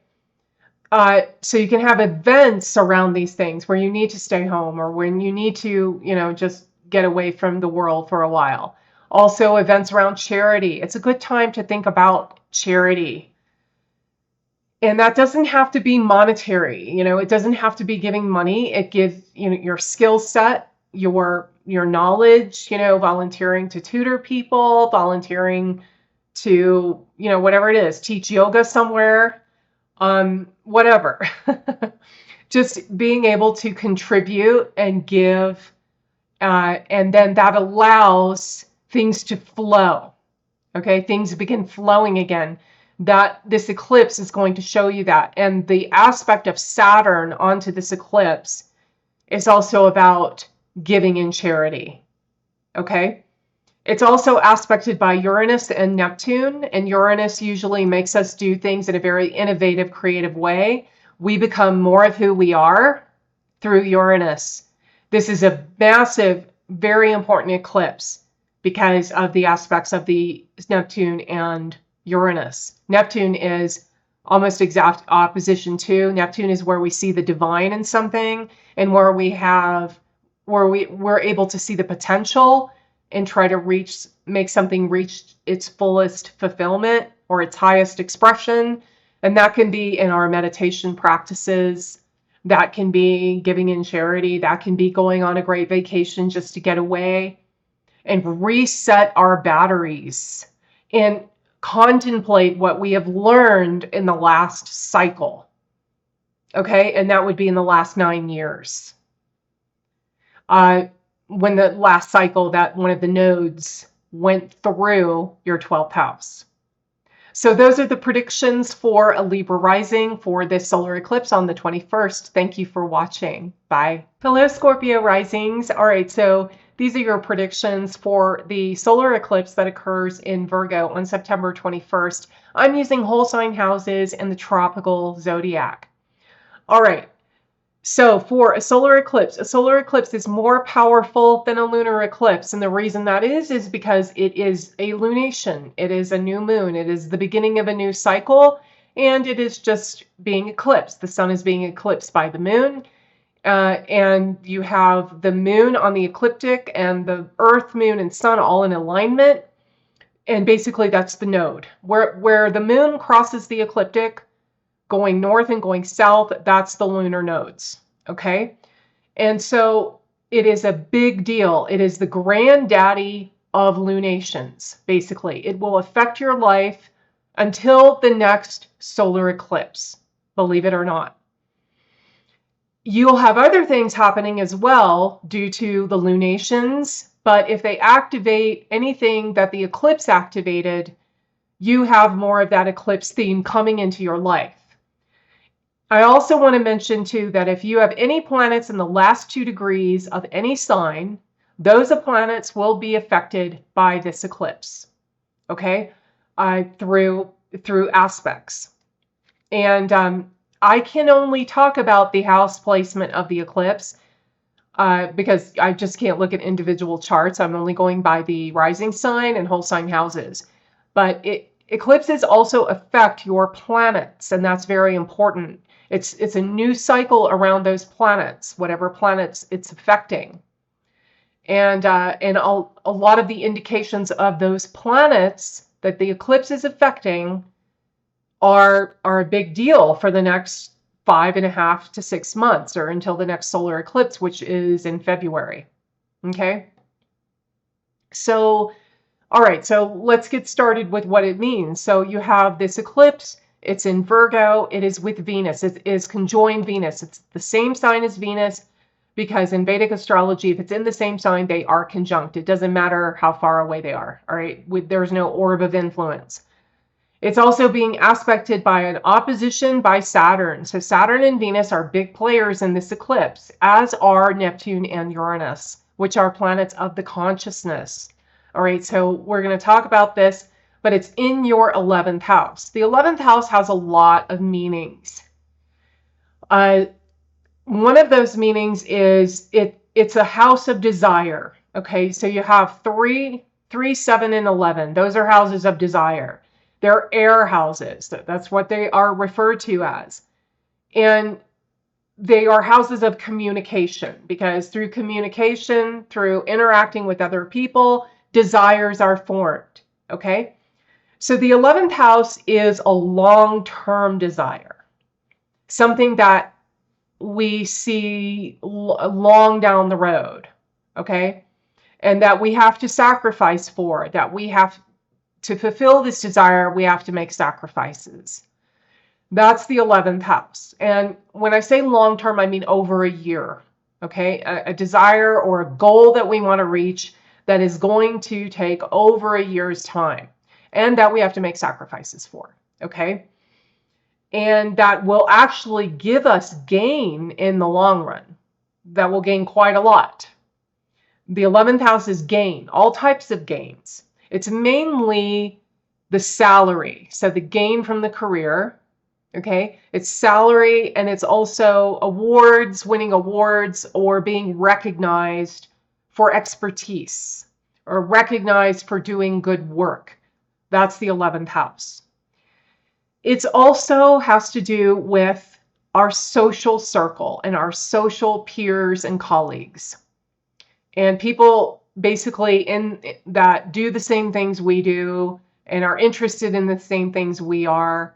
That's the 11th house. Also, any groups we belong to on the internet or off the internet, okay? And how we get opportunities from these groups and how we get opportunities by networking. So a very important house, I would say. It's also a house of delay. The 11th house does cause delays because it is the 6th from the 6th.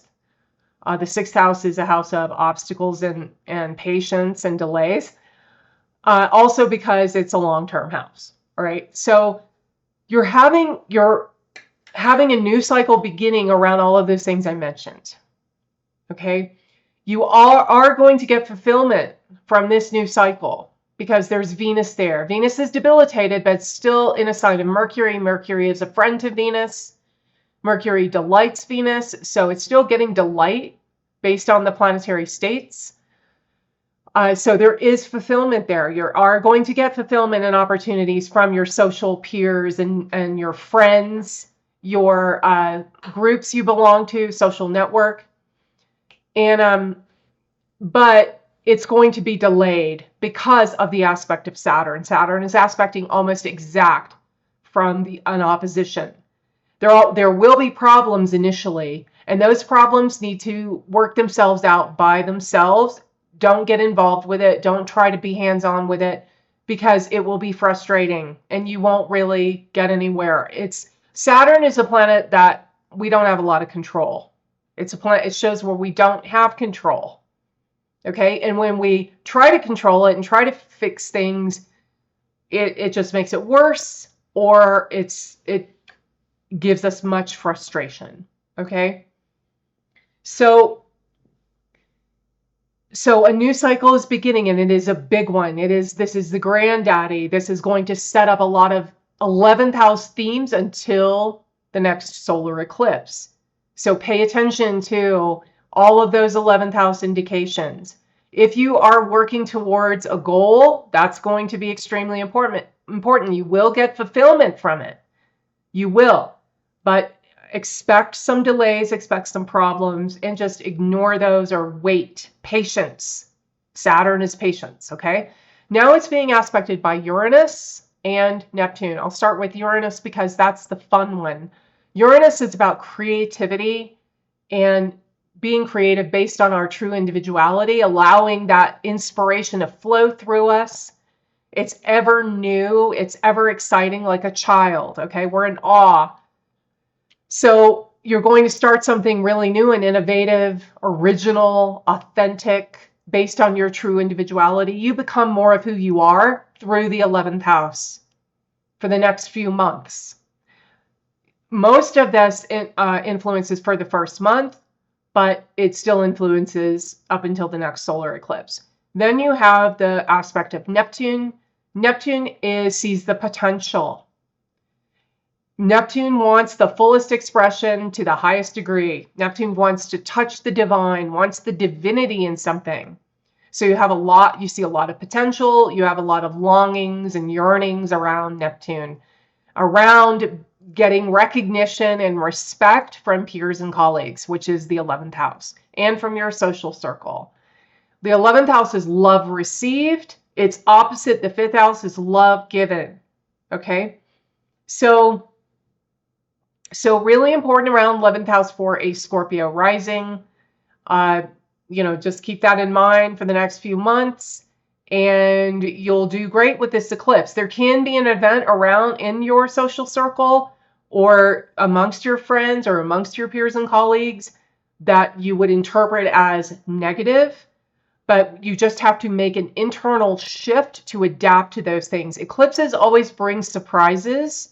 They always bring things that we are not really prepared for. That's why they have kind of a negative connotation in our lives, but we make an internal shift to adapt to those things because the moon, the moon's nodes cause eclipses, and they are connected to the moon, and the moon is the planet of adaptation. All right, it's the planet of I'm going to adapt. This situation is difficult, but I'm going to find a way to adapt to it and get through it. So those are the predictions for this eclipse for Scorpio rising. Thank you for watching. Hello, Sagittarius risings. All right, so these are your predictions for the solar eclipse that occurs on September 21st in your 10th house of Virgo. I'm using whole sign houses and the tropical zodiac. Also, if in your natal chart you have any planets in the last couple of degrees of any sign or in the first 2 degrees, those planets will be affected by this eclipse. Okay, the most important ones will be the ones in the last 2 degrees of Sagittarius, Pisces, or Gemini, or any planets in Virgo, because that will be the angular aspects. But I can only cover in a general reading the eclipse effects for each house. But if they affect certain planets in your chart, they're going to give their indications for the next 6 months or until the next solar eclipse. Solar eclipses are more powerful than lunar eclipses because they are lunations. They're still lunations even though they are eclipses, meaning they're a beginning of a cycle. They're beginning of a lunar month. And so the entire month after an eclipse is under the realm of the eclipse, including the subsequent months until the next solar eclipse. It's like the parent, and then the regular new moons are like the children, okay? So you feel most of the effects in the first month, but it sets up a theme for the next 5.5 to 6 months until the next solar eclipse or whenever the next solar eclipse is, okay?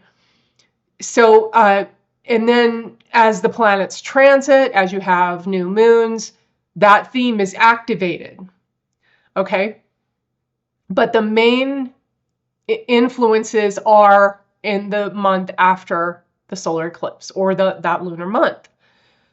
So for a Sagittarius, this is in your 10th house of career, reputation, power and influence, your daily actions, okay, what you're known for, and also any authority that you deal with, the father, the government. When I say the father, it's more like the person of the father or the body of the father, okay? So this lunar eclipse can have something, or sorry, the solar eclipse can affect the father's health and the father's body in some way. And it's probably something that is unforeseen and unexpected because that's an eclipse always brings that. It always does. It always brings something that you're not really expecting, you're not that prepared for, and that you have to adapt to. You have to make an internal shift to adapt to it, to this new influence in your 10th house indications. So that has to do with the father. Then it also has to do with any authority that you deal with, like your boss or the government. It can also show up in career. Now, a new cycle is beginning in your career. This can have to do with something new or new responsibility within the career you already have, or changing careers. That's also possible. Anyway, it will cause a little bit of problems because there is a really strong aspect of Saturn. There'll be some problems or delays around it. If there are problems, those are things that you can't really fix. You have to just let them play themselves out. You can't fix them because it's Saturn. It's not Mars. Mars is the planet that fixes problems. Saturn just lets it play out. Saturn is time. Saturn is also lazy, believe it or not. And so that means that you just wait it out, let it sort itself out. Whatever is left over, that is long term. Okay? So whatever responsibility you have in a career, if you're changing careers, that new career is going to give you some things that you aren't prepared for. But whatever it is, it's going to be a long-term effect because of the aspect of Saturn. All right? Then you have Venus there. Venus is also going to give a certain amount of fulfillment, even though Venus is debilitated in Virgo. Mercury is a friend to Venus. So Venus is still getting some delight. So you will get some fulfillment in this new cycle beginning around your career ambitions. You also have a lot of rose-colored glasses, or you have a lot of idealizations around what these new career could be, these new responsibilities in the career, your new daily actions you're doing. If you're not a person who has a career, if you're retired or for whatever reason you don't have a career, that this is new things you do all day. Okay, you're beginning a new cycle with these things. And there is a certain amount of fulfillment, but there's also idealization and seeing the potential. You're going to see a lot of potential in these things because of the aspect of Neptune. Neptune is influencing, and so is Uranus. So your consciousness is really being affected by this eclipse. And Uranus aspects this eclipse. So the part of your consciousness that wants to create something new based on your true individuality, becoming more of who you are through the 10th house indications, through exerting power and influence, exerting leadership ability, or exerting authority, you become more of who you are in this new cycle, in this new eclipse. And that's going to last, like I said, 5.5 to 6 months. In this case, until February 17th, which is the next solar eclipse. It's a very powerful thing because Uranus is a great planet to have. Uranus is a really good influence, I think. For the most part, it is. Because you do something new and innovative, and it's based on your true individuality, your true self. And it's in your profession or in your daily actions. So there's a lot of new things happening with your career. There are some problems with them, but you just have to let those problems sort themselves out, and then you have to have some patience, and then you will get quite a bit of fulfillment, and then it will last. It will be very long lasting. The effects of this eclipse in your 10th house indications will be very long lasting. So those are the predictions for Sagittarius rising for this solar eclipse on the 21st. Thank you for watching. Hello, Capricorn risings. All right, so you have an eclipse in your 9th house of Virgo on September 21st. I'm using whole sign houses in the tropical zodiac. All right, so eclipses are very important. Solar eclipses are more important than lunar eclipses, believe it or not. Solar eclipses are like the granddaddy of the lunations. They give effects until the next solar eclipse. And the subsequent lunations or new moons after a solar eclipse can also activate the indications of the solar eclipse, the previous solar eclipse. It's like a parent, and then the lunations after the solar eclipse are the children. Okay, but it's like a huge focus on that house and on any other planets that it is influencing. So I want you to go look at your natal chart. And in your natal chart, if you have any planets that are in the last 2 degrees of a sign or in the first 2 degrees of a sign, those planets will be affected by this eclipse. Okay, and that means there's a new cycle beginning, there's a cycle ending and a new cycle beginning around the indications of those planets. The most important ones, of course, will be the ones on angles, like in the last 2 degrees of Sagittarius, of Pisces, and of Gemini. But it's going to affect any planets in those degree orbs. All right. So, and because this is a general reading, I only give the effects of the house placement, but it will be affecting planets too if you have planets in those degrees. Okay. So take a look if you would like to see more effects of the eclipse in that regard. All right, so it happens in your 9th house of Virgo, and it is with Venus. Okay, so Venus is conjoined this eclipse, and it's in the same sign. We consider that to be conjoined in Vedic astrology. It's also getting almost a near exact aspect of Saturn. You also have the influences of Neptune and Uranus. So there's a lot happening, a very intense eclipse. So the 9th house is a very important house. It is the 3rd house, or the last step of the dharmic trine, or the trine of yourself, the self houses, the houses of the self, and also dharma in the sense of it's your inspired action. Okay, so the 9th house is something we commit to that's higher than ourselves, that gives us purpose and meaning in our lives. So it's a very important house, and it's considered to be the house of religion, spirituality, philosophy, what we want to commit to, what is inspiring to us, really. Some people don't have those things, and they still have inspiration coming from, wanting to do something big, wanting to do something really creative and innovative, something like that, okay? Or then you have people who just want to take it easy and relax and enjoy themselves. That's their higher path. The 9th house usually is a house of teachers and mentors and people that we look up to, people that guide us, okay? So when you have an eclipse here, and especially this one, there will be a certain amount of fulfillment around 9th house issues, because you have Venus there. Venus is debilitated, but it is still in a sign of Mercury, and Mercury is a friend to Venus. So there is fulfillment with this eclipse.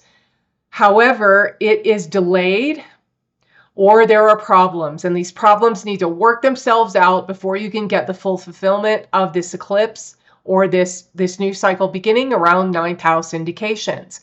So you can be kind of going through a crisis, a self-crisis, with your religious views, with your spiritual views, with your philosophical platform. All right. You can have some crises around your teachers or mentors, maybe someone that you looked up to. You find out something about them that isn't, or that is unsavory, or that just doesn't resonate with you, and you have a bit of a crisis around that. Okay, that is a way it can manifest. That is the aspect of Saturn. And an eclipse always gives something that we're not prepared for. Okay, it always does, whether it's solar or lunar. But again, like I said, the solar eclipses are more powerful because they are the beginning of a lunation. They're the beginning of a new cycle. You're going to feel the effects of the eclipse more in the first month. You feel the eclipse like 3 days before, and then the first month, or the lunation month. And then afterwards, less so. There are also other influences and other lunations, but that eclipse still is the granddaddy, like I said, until the next solar eclipse. And also what you're inspired by, your inspirations. The 9th house is the house that gives inspiration. That's very important in the life of humans. And you want to follow those inspirations because they make you feel alive, because they give you a purpose. They give your life meaning.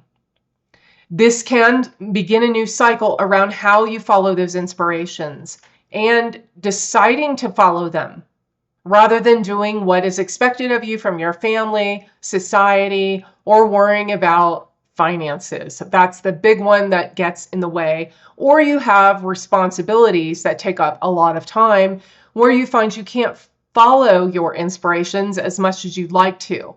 And with this eclipse, you can figure out a way to do that regardless.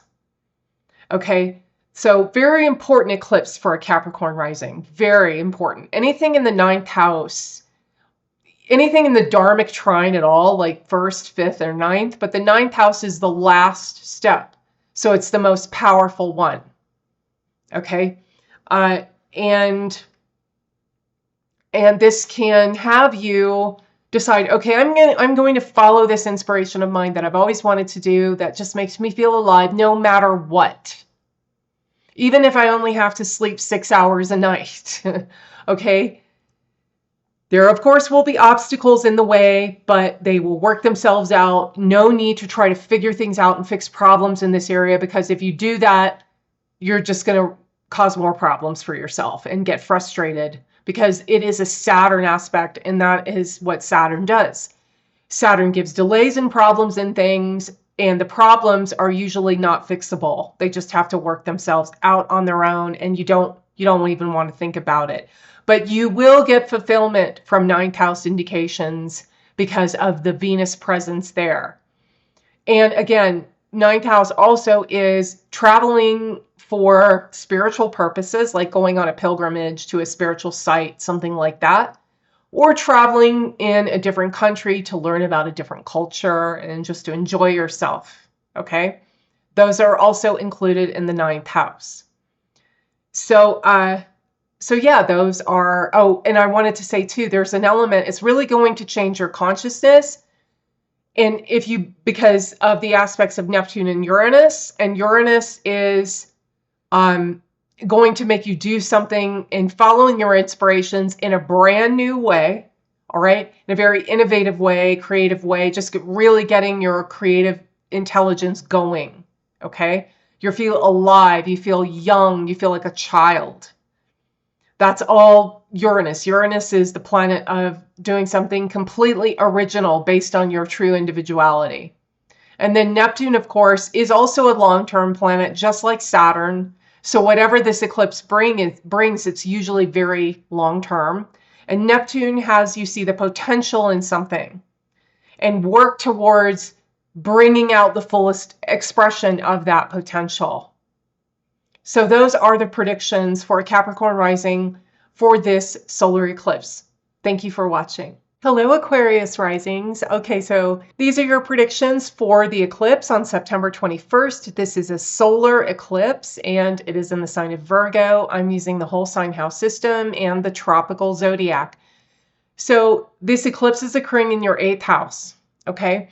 And I want to add that if you in your natal chart have any planets in the last 2 degrees of any sign, or the first 2 degrees of any sign, this eclipse is affecting those planets, okay, or that planet, whatever that may be.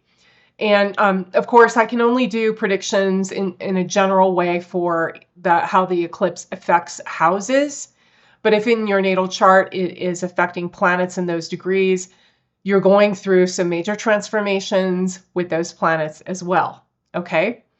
So Virgo is the 8th house for an Aquarius, and this eclipse occurs at around 29 degrees of Virgo.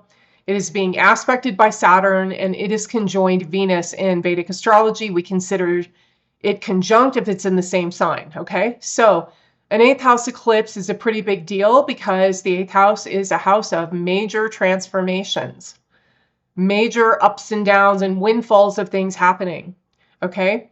And it's with Venus, and Venus is in Virgo. Now, Venus is debilitated in Virgo, but Mercury is a friend to Venus. So Venus is also getting what they call delighted. It's a planetary state. And so there is a certain amount of fulfillment around the 8th house. Absolutely.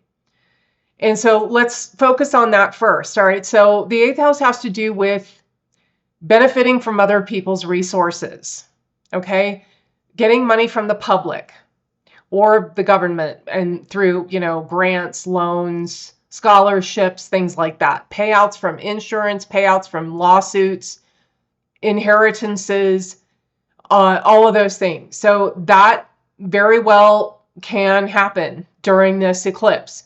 And just benefiting from other people's resources in general, allowing other people to take care of you, benefiting from them, especially the partner. The partner's resources can go through a transformation, or the partner begins a new cycle in their earning ability, in their financial responsibility, or their financial prosperity. There is fulfillment in that because Venus is there, okay? Venus in the 8th house, which is where it is with the eclipse, is indicative of psychological, mental, and emotional healing, okay? and the bond, a strong bond of marriage or relationship bond, okay? That it's the house of trust.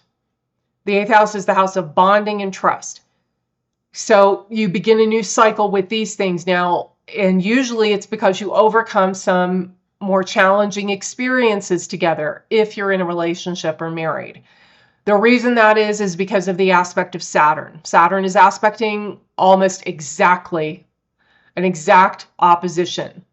Okay, so Saturn is going to cause some problems and delays to what this eclipse is indicating, but you can work through it. You work through those problems, and you don't really try to fix them or try to get in there and fix what's going wrong, because you're going to get frustrated. Saturn is a planet where you just have to let things play out, okay? And you have to have patience. So there can be kind of a little bit of a crisis of trust, but you get through it, okay? You do, and you get a certain amount of fulfillment, and there is bonding. Now, an eclipse lasts, you feel the major effects of an eclipse 3 days prior and then during the lunation, because eclipse is just a lunation with one of the nodes. So it's a lunation, so it's a lunar month. So this coming up month, you're going to feel the effects of the eclipse most strongly, but you feel the effects of an eclipse until the next solar eclipse. It's like the granddaddy. It sets a theme, it sets a tone for the next 5.5 to 6 months. And of course, there are other lunations or new moons subsequently, but if they also can activate what the eclipse activates. And if they do, that'll bring up an event. But that eclipse is all about getting you to concentrate on 8th house issues and work through 8th house issues, improve upon 8th house issues for an Aquarius, because that node is there. You have K2 there. The next eclipse will be in your 2nd house, okay? Or the 1st, I think. I can't remember it. But it's on February 17th, I believe. So that's an Aquarius. So that's your 1st. But what I wanted to say was that the 8th house also has to do with psychological therapy, mental, emotional healing, going into the unconscious and the subconscious and trying to change that way of being. So up in your conscious self, you are healing, you're feeling better. You're able to trust others. You're able to esteem others, and they are able to esteem you, which is the 8th house, okay? That it has to do with astrology, divination practices in general. A new cycle is beginning around those things. You have a kind of rose-colored glasses on around those things because of the aspect of Neptune. And also you can feel like you see a lot of potential in any type of therapy or any type of divination practice. You really see the potential in it, which is also Neptune. And then that's going to be a major theme going forward for the next few months. You also have Uranus aspecting, which is really original, innovative, creative things. You're going to express a lot of your creative ability through the mystery of life, through mysterious things, occult things, hidden things, okay? Through divination practices, through your therapy. You can have massive epiphanies, massive realizations that just fire up your inspirations and your creative drive, okay? Through figuring out mysteries, through bonding with your partner, or just trusting other people in general, putting your trust in the public. That's the 8th house. The 8th house has to do with so I said, yeah, inheritances, things like that. If you sell directly to the public, like if you have a business and you sell things online, or you just sell to the public, you have a store or something, that's the 8th house. The 8th house is also payouts from dividends or payouts from investments. So a new cycle is beginning around those things. There can be some problems in the beginning. What is left over will be long-term because of the aspect of Saturn. It will be fulfilling. But there really is a fulfillment in a new way of doing things around how you heal emotionally, how you esteem others, how you allow your unconscious and subconscious self to heal and to be able to propel you forward in what you want to do in your conscious everyday life. Okay? The eighth house is like that deep, deep ocean that we carry around with us through mundane life, and like the habits and the motivations behind our actions that we don't really know, but they come from that deep well of the eighth house. A lot of times we don't even realize it. All right. It's kind of like the shadow self too, as well. That is incorporated in the eighth house. So anything that it's also breaking laws. The eighth house is a house of breaking the law, and you can do that for things that you feel the law isn't necessary, or that and I'm talking, man-made laws.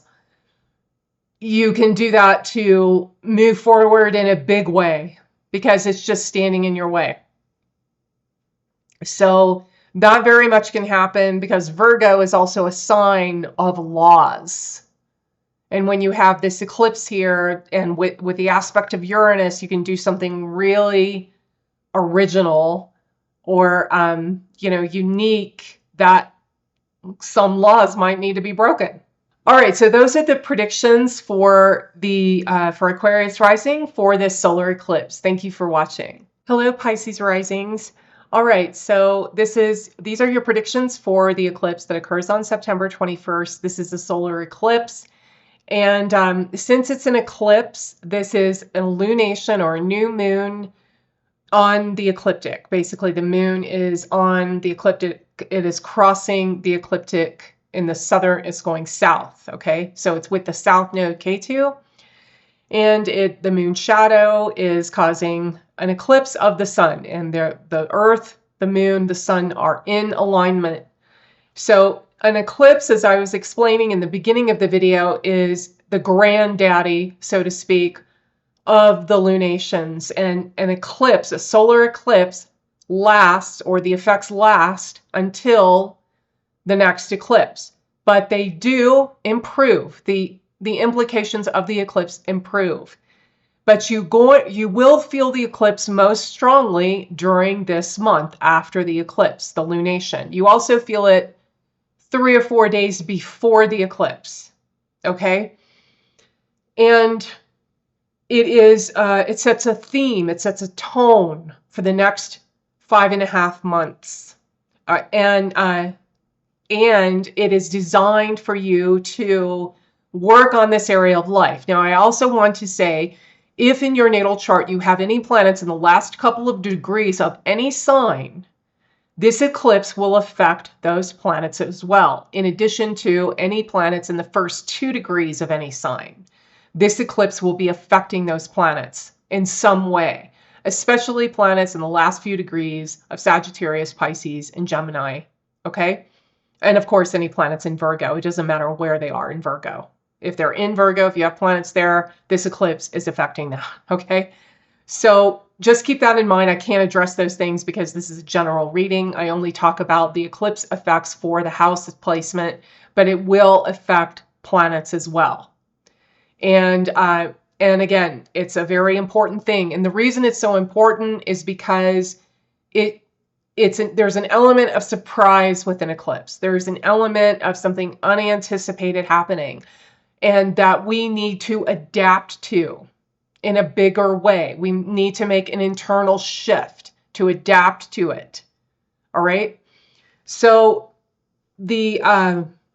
for a Pisces rising, this happens in the 7th house of the partner, of the relationship partner. And if you're not in a relationship, it has to do with your business dealings. Okay. If you own a business, if you're an entrepreneur, or you do any kind of business transactions, like you sell something, online, it can be online, whatever it is, and you don't really even consider it to be a business, but it's just a business transaction. It's going to affect those things as well. Also, it has to do with just dealing with the public. Okay, so if you deal with the public in any fashion, if you're a social worker to a singer in a band, that's dealing with the public. Okay, and you need to be embraced by the public. The public needs to embrace you, and working with the public, that is the 7th house. The 7th house is also the desire we have to connect to other people, how we connect to people in the realm of sharing with others. You go out and you meet people and you share with them. You share about your life and what you do and, what you think about things, all of that. It also has to do with compromise, how we compromise with other people. Not just our partner, our romantic partner, but also other people in general. So it all has to do about how we connect to other people, how we treat other people, how we want to be liked by other people, that type of thing. It's a house of desire. So that's the 7th house. The 7th house is one of 3 houses that have to do with relationships, with connection, with communication. Okay? And so anyway, so this eclipse will begin a new cycle in your relationship with your partner. Okay. And it will probably be, the new things that are coming up, the new way you relate to your partner. And maybe your partner is also going through something brand new in their life. They can be starting a new job. They can be embarking on some new education, or they're doing a creative project, something like that. They're doing something new that kind of changes their identity. That can also be how the eclipse affects you, okay? Because that it will be affecting your partner, the actual person of your partner. So that's how it can happen. And whatever that is, it will be a long-term effect because of the influence of Saturn. And it will also change your consciousness around how you relate to your partner through Neptune and Uranus. They're the big ones, okay? Neptune is the planet of wanting transcendence through something, wanting to seeing the potential in something and trying to reach it. You see all of this wonderful potential. There's all these hopes and longings, wanting to touch the divine, wanting to transcend the mundane through relationships. Because Saturn is also aspecting, that means that you have to employ patience because there will be delays and there will be some problems and obstacles to overcome in the relationship with the partner. And that can be due to the fact that their life is changing as well. They're going through some major changes too. So you have to adapt to that.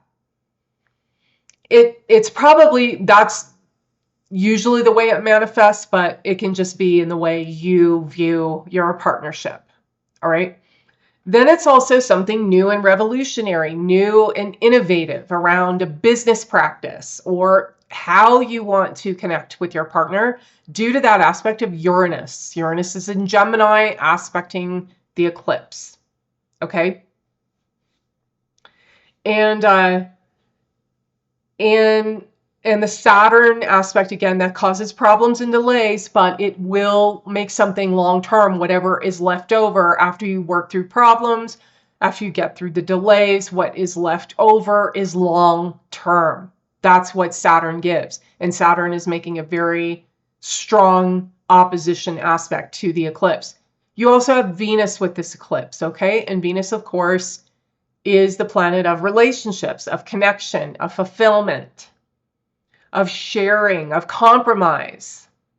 So that is also you're going to get a certain amount of fulfillment in the new way your partner is doing something, or in their new life choices, or just in the new way that you view them and how you want to connect with them.